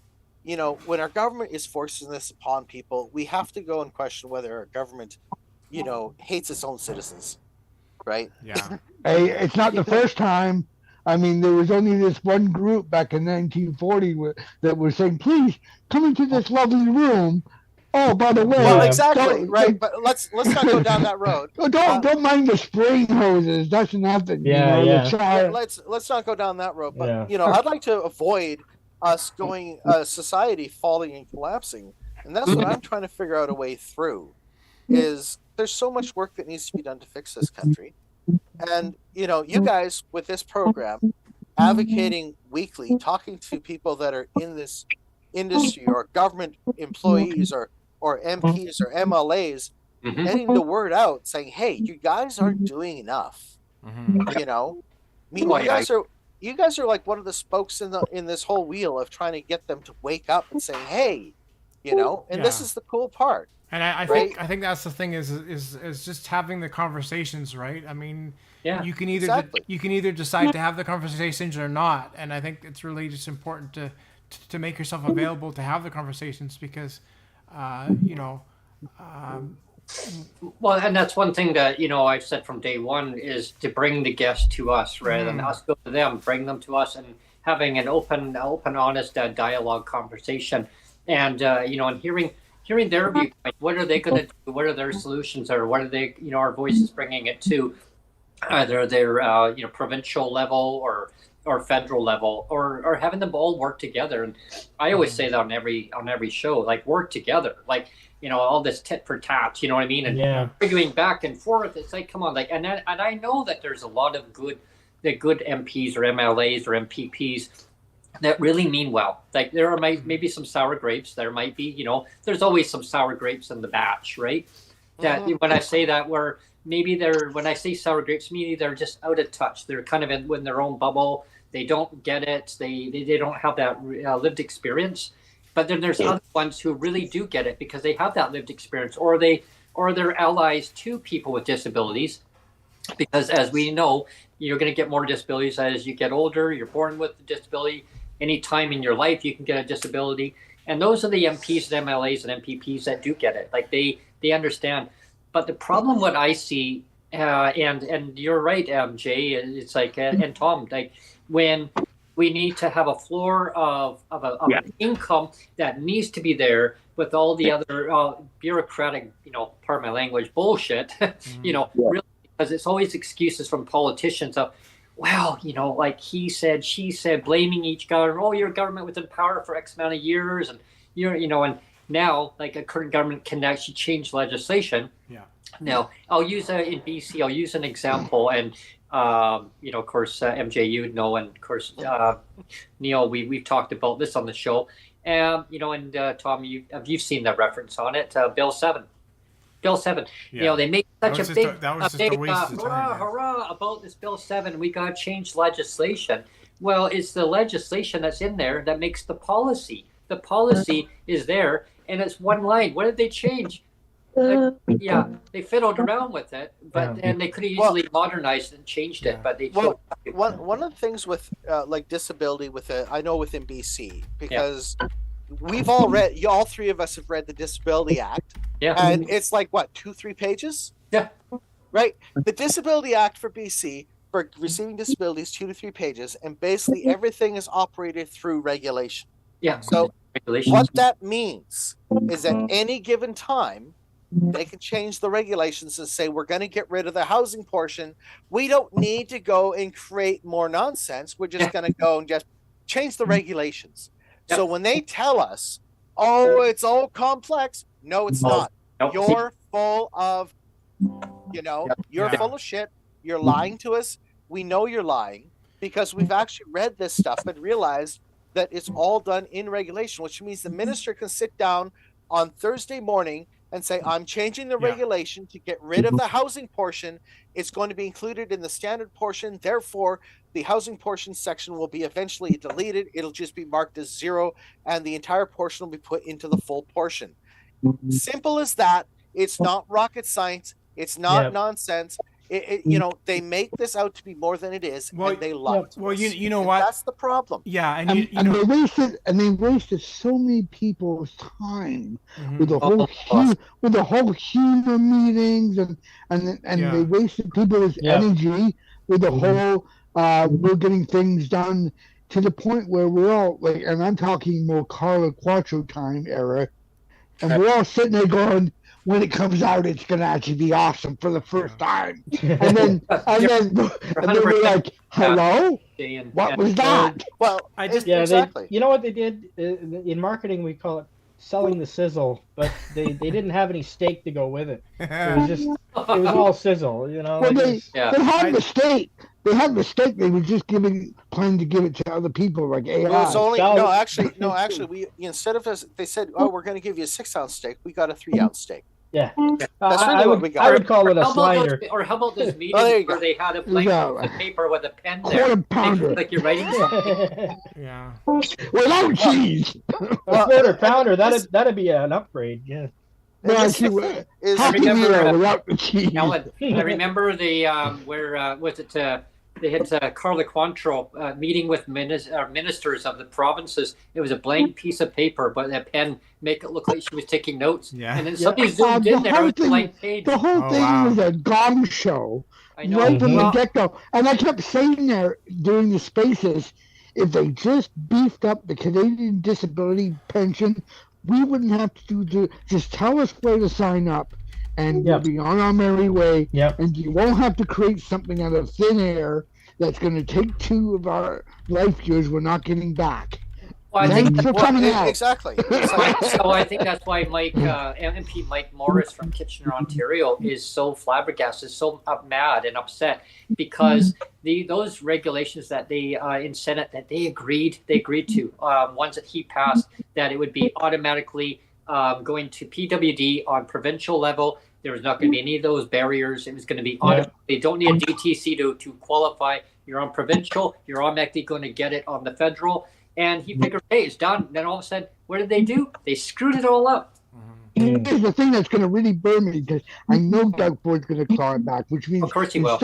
Instead of me earning $1,000, I'll only be able to earn $800 before he claws back, because he'll consider the $200 if I get it. Well, that's why I'd like to see it, just federalized and taken away from the provinces, the equivalent funding. Well, Patrick, that's what I'm looking at as well, is, because I've read the Constitution Acts cover to cover, and I'm like, okay, well, like I was saying earlier about the supplementary benefits, what does that mean? If it's not explained in law, well, even if it is explained in law, you can actually just change the meaning. The law can be changed. The law can be changed. Yeah. Right, and this is why I was like, okay, let's start with a new program from scratch and just go with this, and then. Well, it's like you know what I'm thinking. Back when I was a kid, we didn't have the HST, right? We had the GST and we had the PST. And then all of a sudden, with the stroke of a pen, they decided, oh no, we're going to harmonize the sales tax. And across the country, it's going to be, 7% or whatever. So they could do the same thing. They could do the same thing with paying out as they do with revenue. It could easily be done. If there's a will to do it. There's been no change. There's been no change. I did want to say a couple of comments. We've got a couple of comments in chat.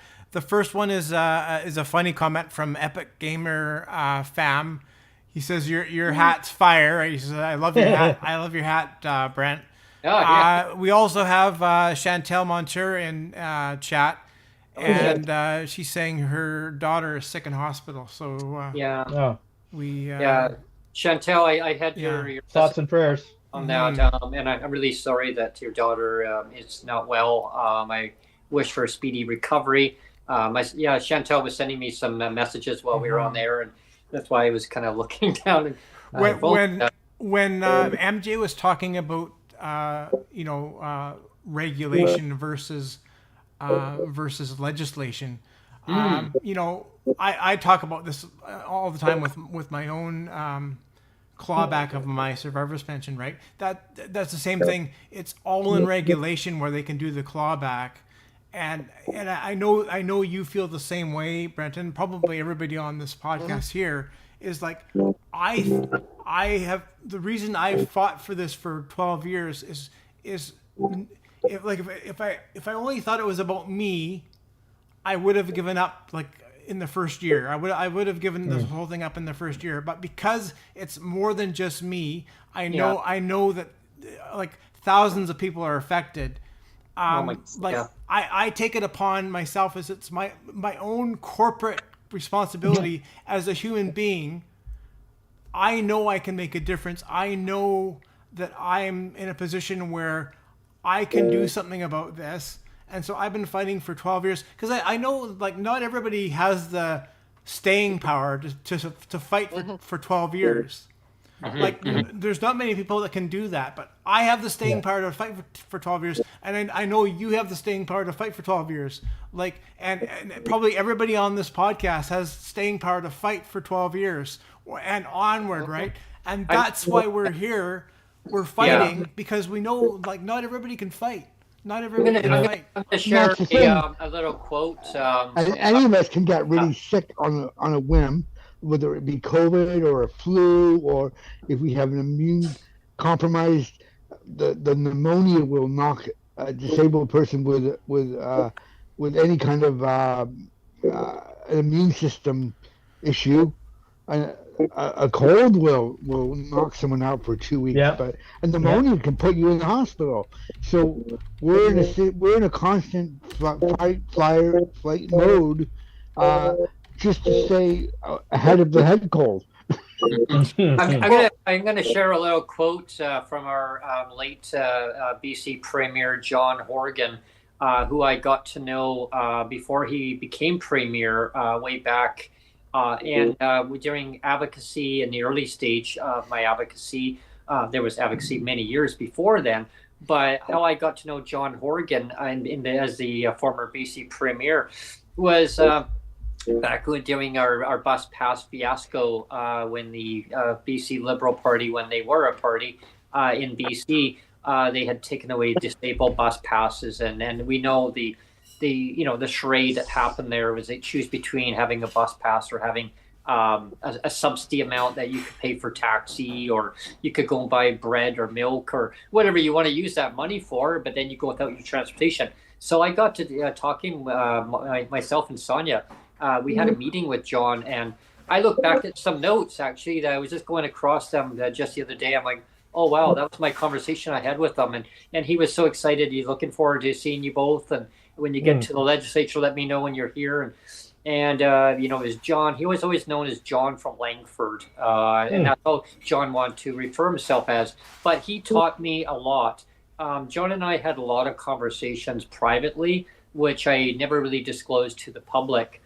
Because it was confidential between him and me. Nothing secretive, but it was stuff that he told me regarding social media, and I always kept it in the back of my mind. But going forward, and just standing up for what I believed in, standing up for.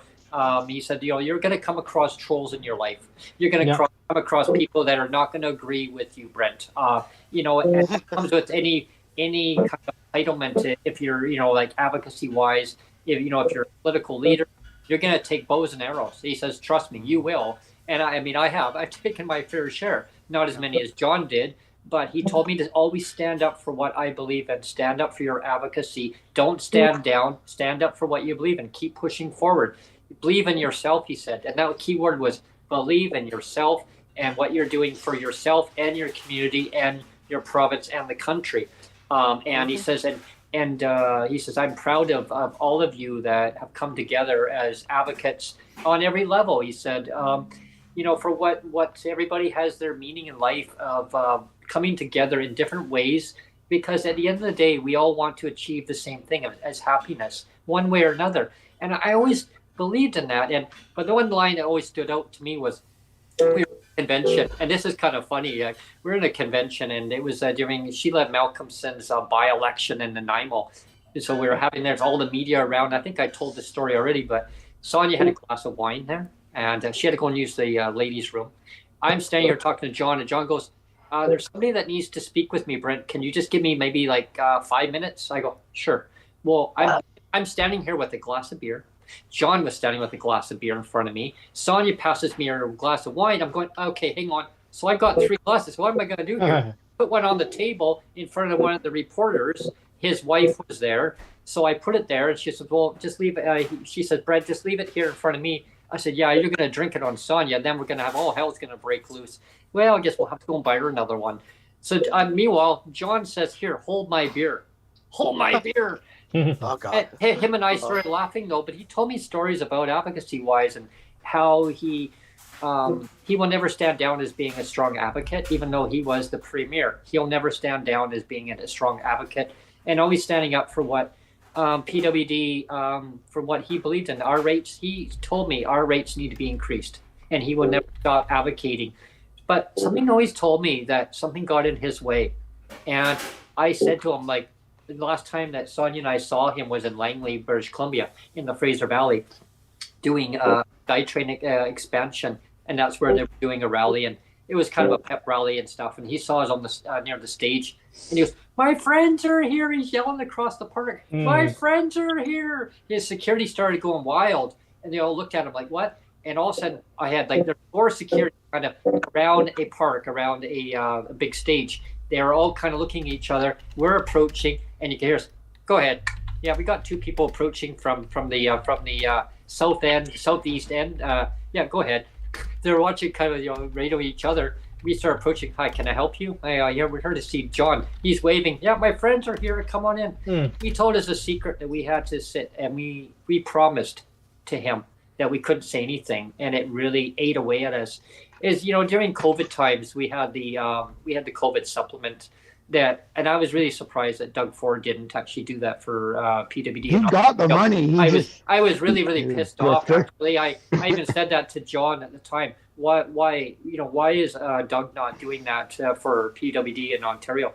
Well, he's got the money. He's got the money from the federal government. He put it under his mattress. But BC says we're doing things a little bit differently. But what BC did do, which it really hurt PWD because they gave it. This is what it's like to have it. But now we're going to take away. We're going to take away 50% of it. But we're going to allow you to keep 5%. But then they gradually gave it back. Just kind of like the tablecloth trick, right? It's like, yeah, here you go, and then 2 years later, here you go. 2 minutes later. Back, right? They only gave it this. I know. I mean, this is the thing is, talking about John. I mean, I really did like him as a guy. He tried his best. He did within the system. Yeah. And I always, I do wonder what stopped him from being able to help us. Actually, I can answer that question for you. I can answer that question for you now. He told us under secrecy that I said, why is the system not allowing you to just keep it in place? Like, it's $300 right now. Why can't you just keep it in place? I will keep advocating going forward. I go, John. And then Sonia actually said, John, it came from me. It was Sonia asked, John, why? Listen, both of you. He says, I'm the only person at the table. I'm the only person at the table in their committee. I'll keep advocating. So I said, what does that mean? You're the only person at the table. Nobody else is there? He goes, he's the premier. Means yes, but he said everybody has to vote. And as I became to realize, he goes, Brent, you know this stuff. I go, what? You were under an executive at one time. Oh my God. I said, you're not. Okay. So I said, everyone has to vote in favor? Correct. And well, actually, the only one there that says, yes, do it. So that tells me that other people at the table didn't want to do it. But also that kind of goes, remember of a time when we had our former minister, MJ, Katrina Conroy. She said in the House, in the BC legislature, no one wants to deal with poverty. And I thought, wow, harsh words. And then so my mind rewinded back. And I thought, what John told me, I'm the only one at the table. And fast forward, Katrina Conroy saying nobody wants to deal with poverty. So I'm thinking, okay, well, that makes sense. Well, see, there's a movie it's called Whipped.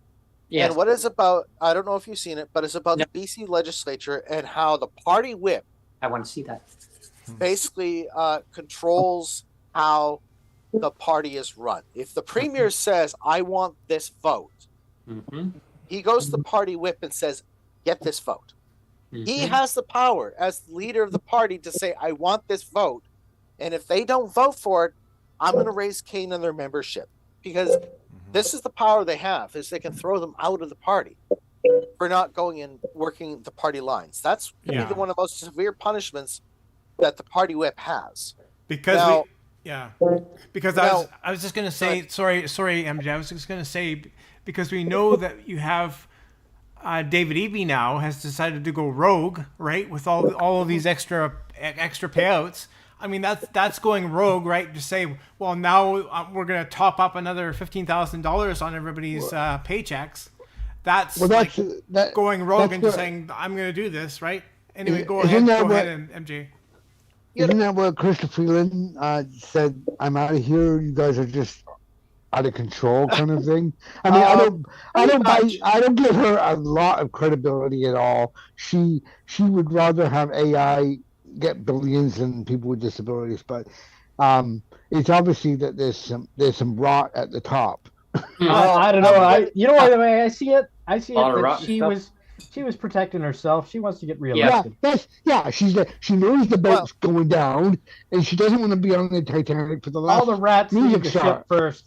Exactly. Yeah. We're going to lower the boat before we hit the iceberg, because the iceberg is coming, and there's already 60 members federally that are already saying 60 members that are saying they're not running for re-election. 60 that's the highest we've ever seen from a single party in the history. Like I we're heard that talking, it's even going up to 80 now.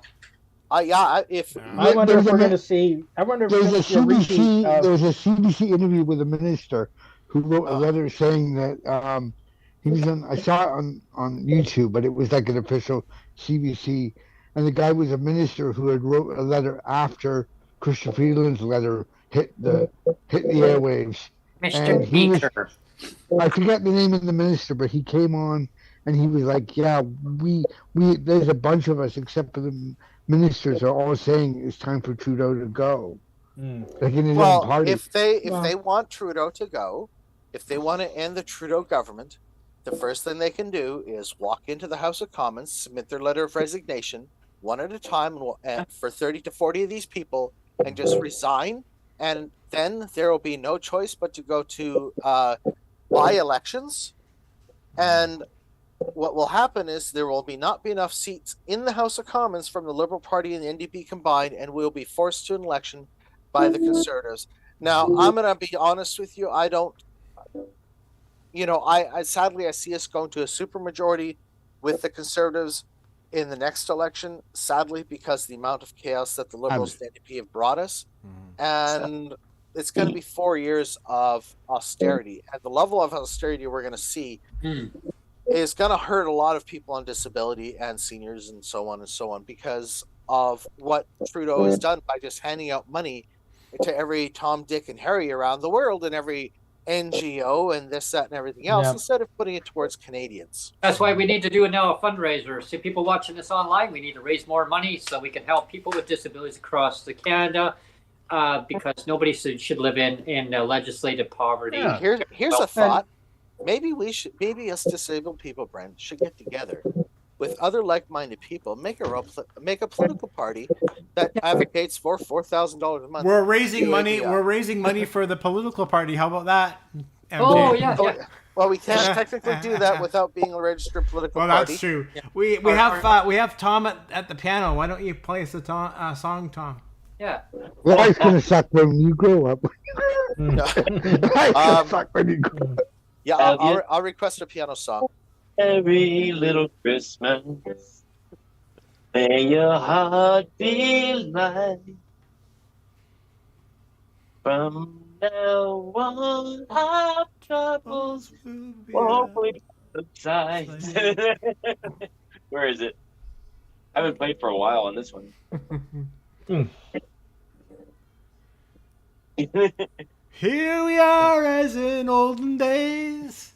Happy golden days of your faithful friends. beauty are better than.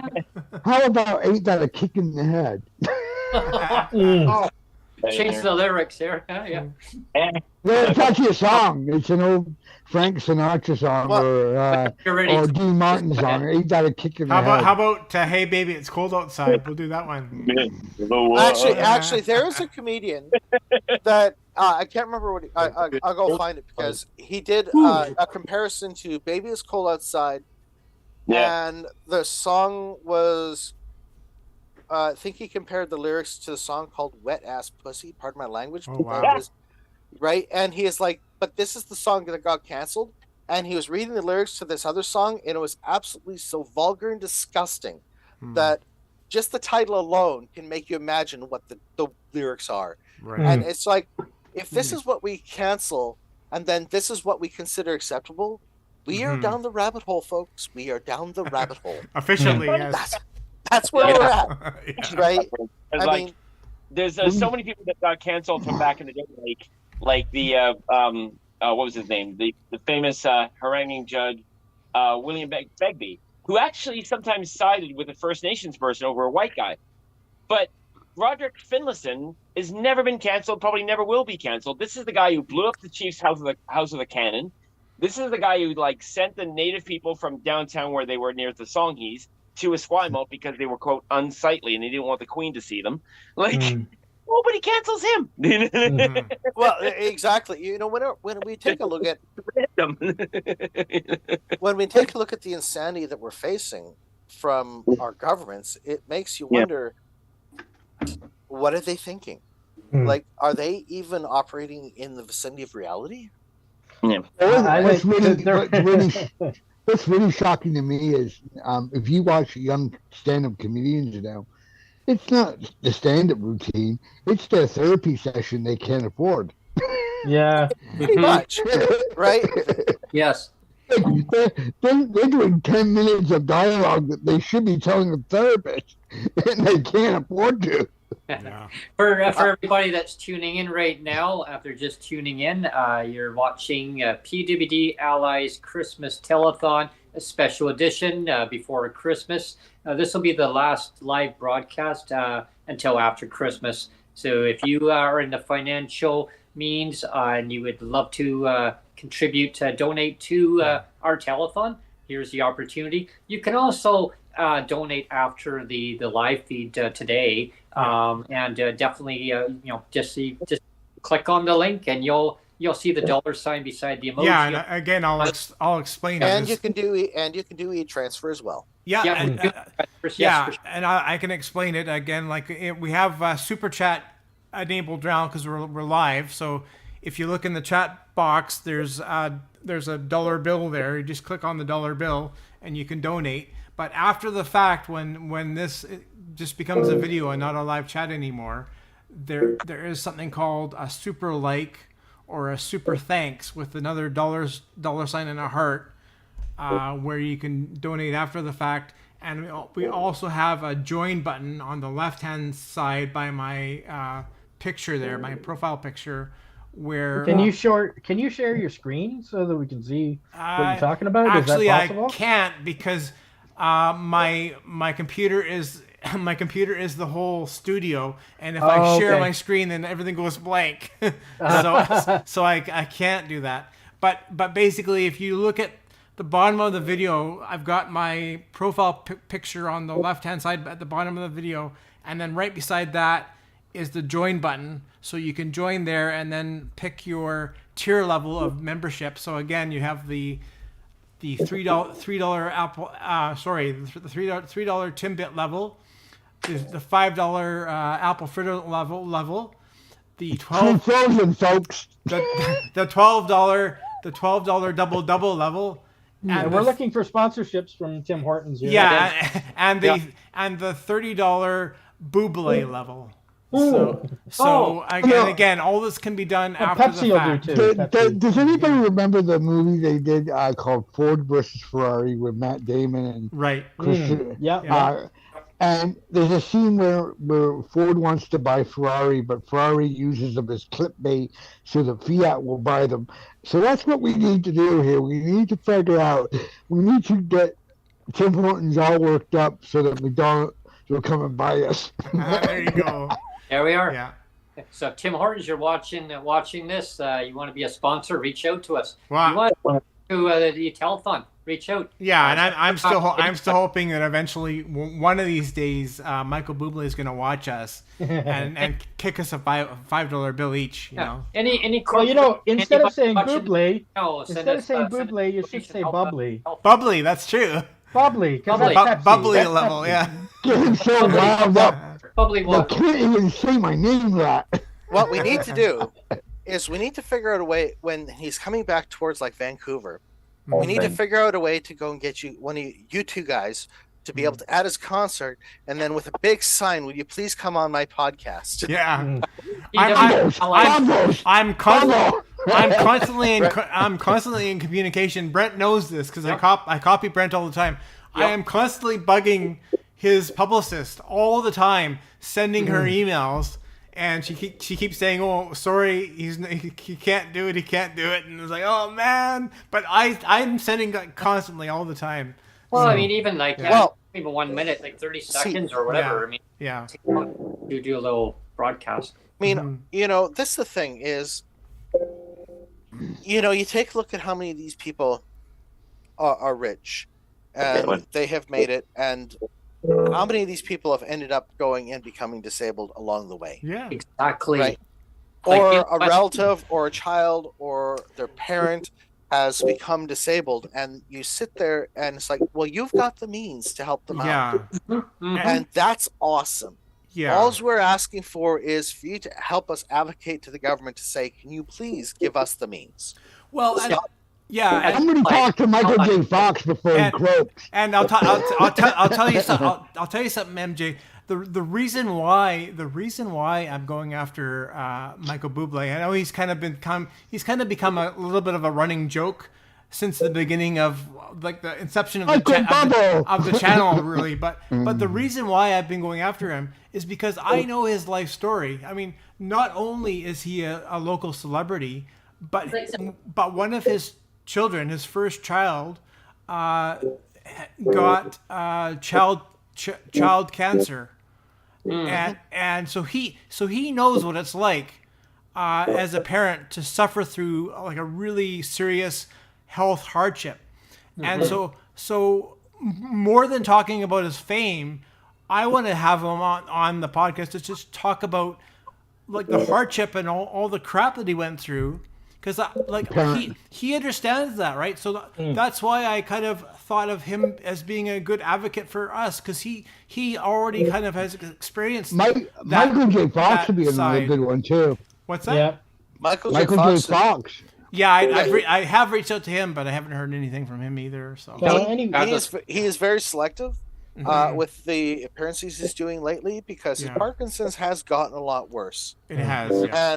And it's becoming very difficult for him to speak. And it's just it's heartbreaking. He was always a hero of mine in the movies and the TV. It's like, obviously Back to the Future, Teen Wolf. He did that one with Joan Jett, didn't he? Big Lights, Big City or something. He did one. It's like you got all these, you sit there and you watch this and it's like, maybe one day, we'll see something happen to Wayne Gretzky, and he'll be one of these people that becomes disabled, or one of these other hockey players, and it's like, oh, now they have a conversation. Whose causes may align a little bit here.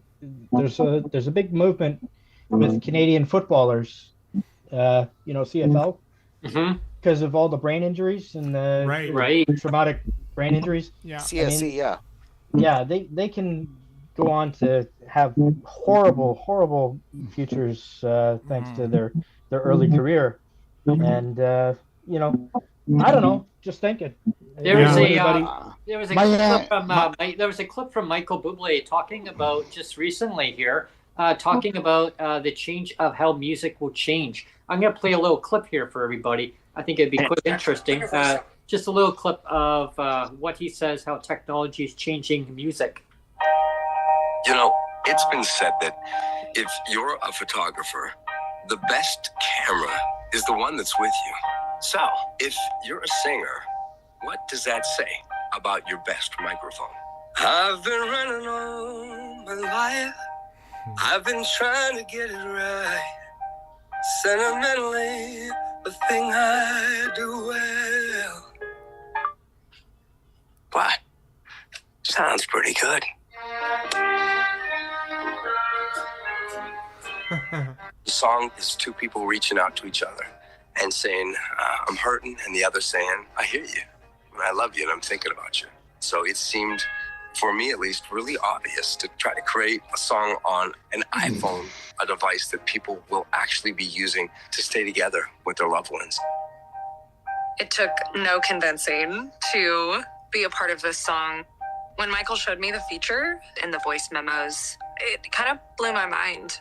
You just sing, no headphones. It isolates the vocal from any music that you're singing to. It's bananas. I can actually record a studio quality song anywhere and everywhere. And I mean everywhere. My bathroom has great acoustics. I have not recorded in the shower, so I'll leave that to Michael. Now it's a shot out in the dark. I'm just wishing on a star. And I wish I You just what to do. Wow. Mind blown. Mind blown. We're wishing you'd come on, Michael. Sounds like it wasn't sung with music in the background, and I can bring that into my Logic session and use it on a record. In the last 3 or 4 years, I don't even bring a computer. I'm solely writing on an iPhone. I have hundreds of voice memos in my library. This is going to be crazy for me. Yeah. It's going to be groundbreaking. Imagine now you're in Nashville. Well, you know what, Brent? I think it actually is a good time to end on Michael Bublé because I actually have to punch out. I think so. Maybe we should punch out. It's almost 2:00. Again, after the fact, people can still donate either through the memberships or through that heart $sign. You can still give a super thanks or super like after the fact when the video is posted. It's just as a video. So I encourage people to do that. And this is the last podcast before Christmas. So we wish everybody a Merry Christmas. Maybe Merry Christmas. Maybe that's the last song we can do, Tom. Is we wish you a Merry Christmas. And there's one little clip here that I sent you, but of Michael Bublé of a Christmas song, and we're never going to end it off with Tom. Before I play, I want to personally wish every single person who is is a member of this channel, and anybody else who actually tunes into this channel who haven't subscribed. I really encourage you to subscribe and stay up to date on all of our content.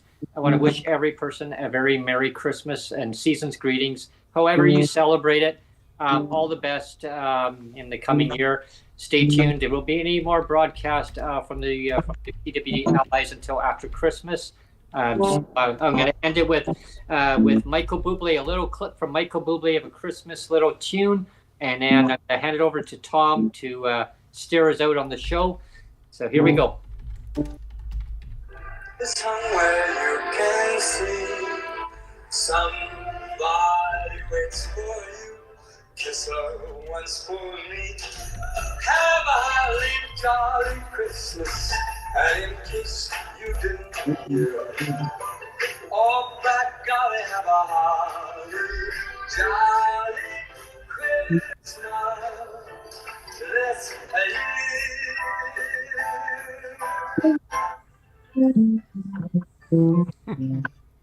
Okay, play us out, Tom.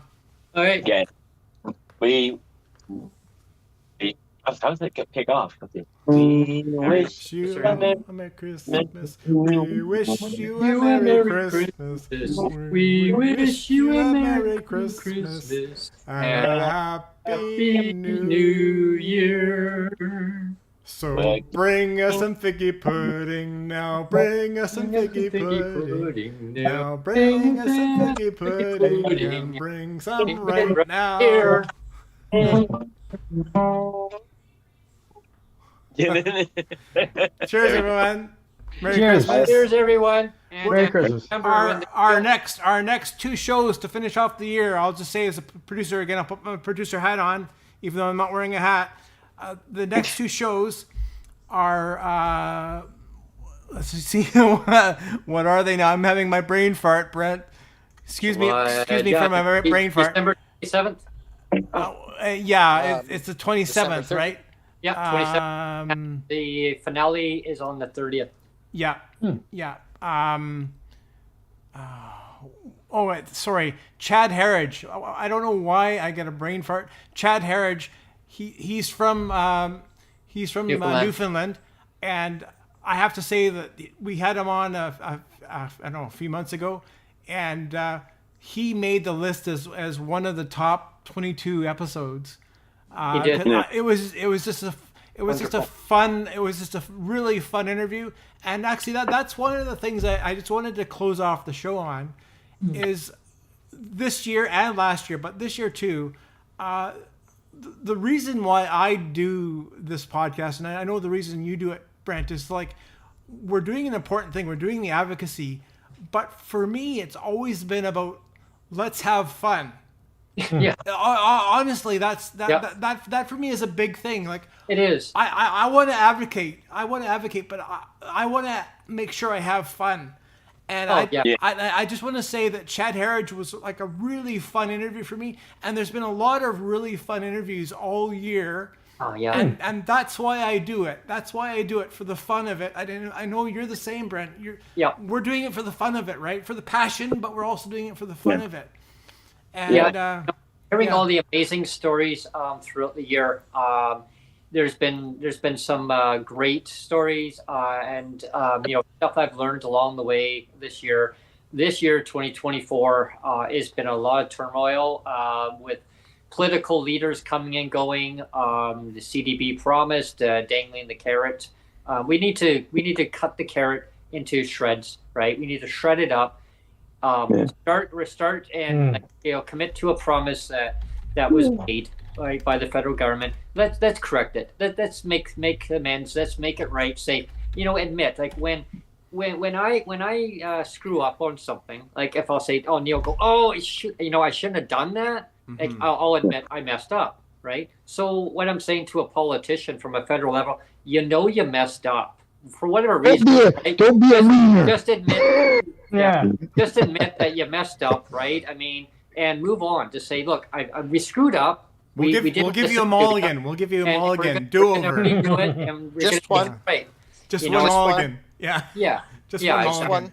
And for me, it's to end the year. I mean, well, because on the 30th, we're going to have our ending party anyway. But on this podcast, what I want to say is I've learned a lot through advocacy. There's a lot more advocacy to continue on going forward.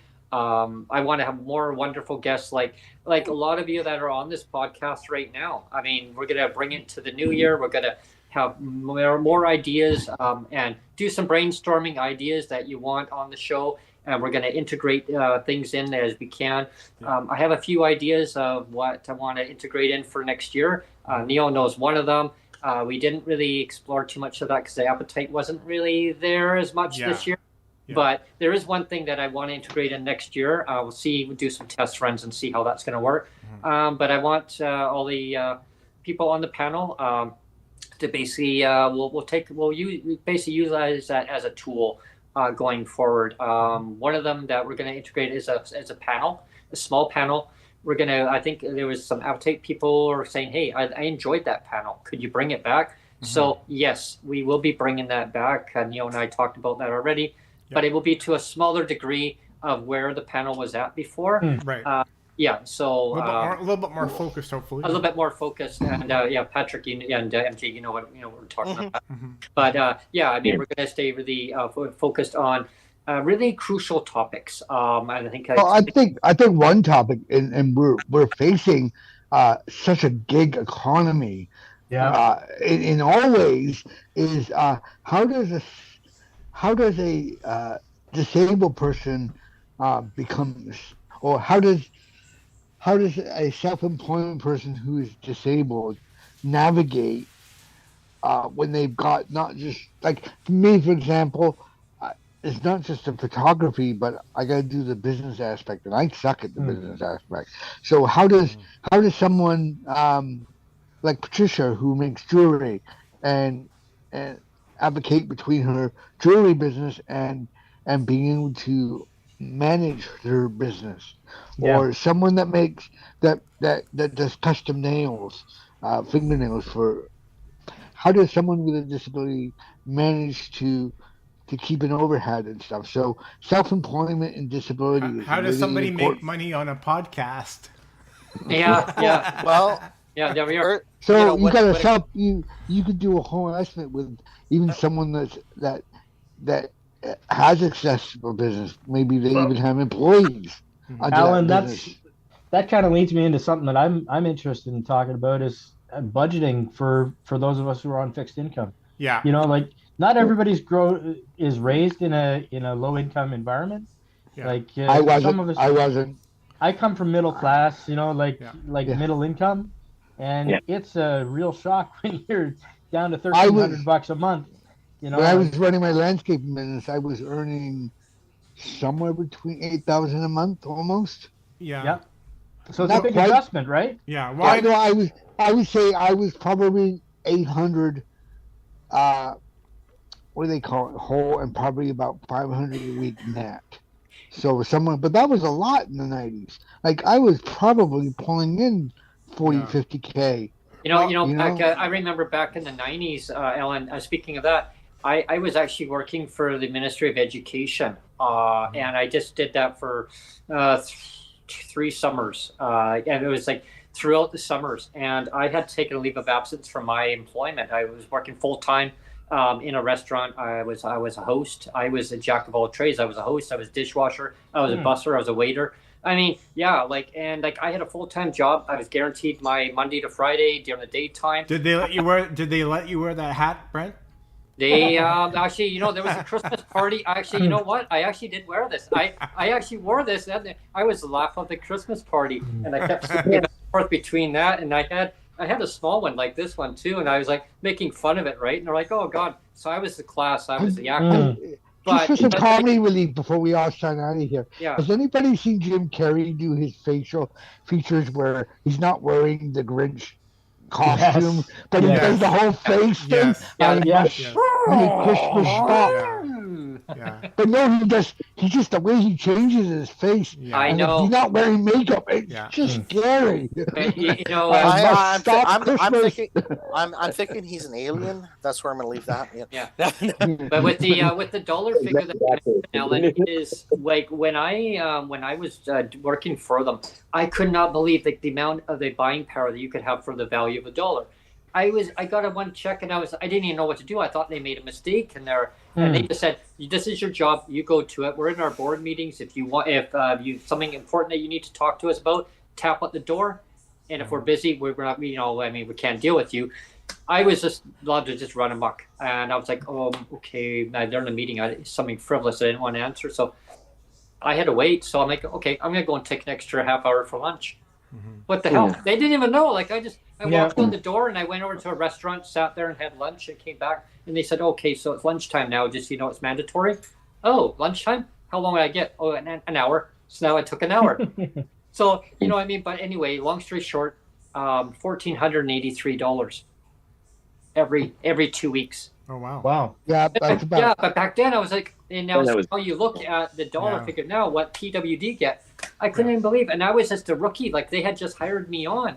And then I got a pay raise and it was based on cost of living adjustment. Yeah. So now my went way over, like over 1,500. That's because in the 90s, our dollar was actually better than the U.S. I know. Yeah. We do have to punch out. We'll continue the conversation on the 30th. Yes. And end of the year show on the 30th. But before the 30th is the 27th. We have Chad Harridge. Yes. And again, I'm looking forward to that one because it's going to be super fun. It's going to be a real fun one. So I hope people tune in for that one. Looking forward to that. Yes. But yeah, I want to thank everyone for tuning in today. I hope you enjoyed today's telethon.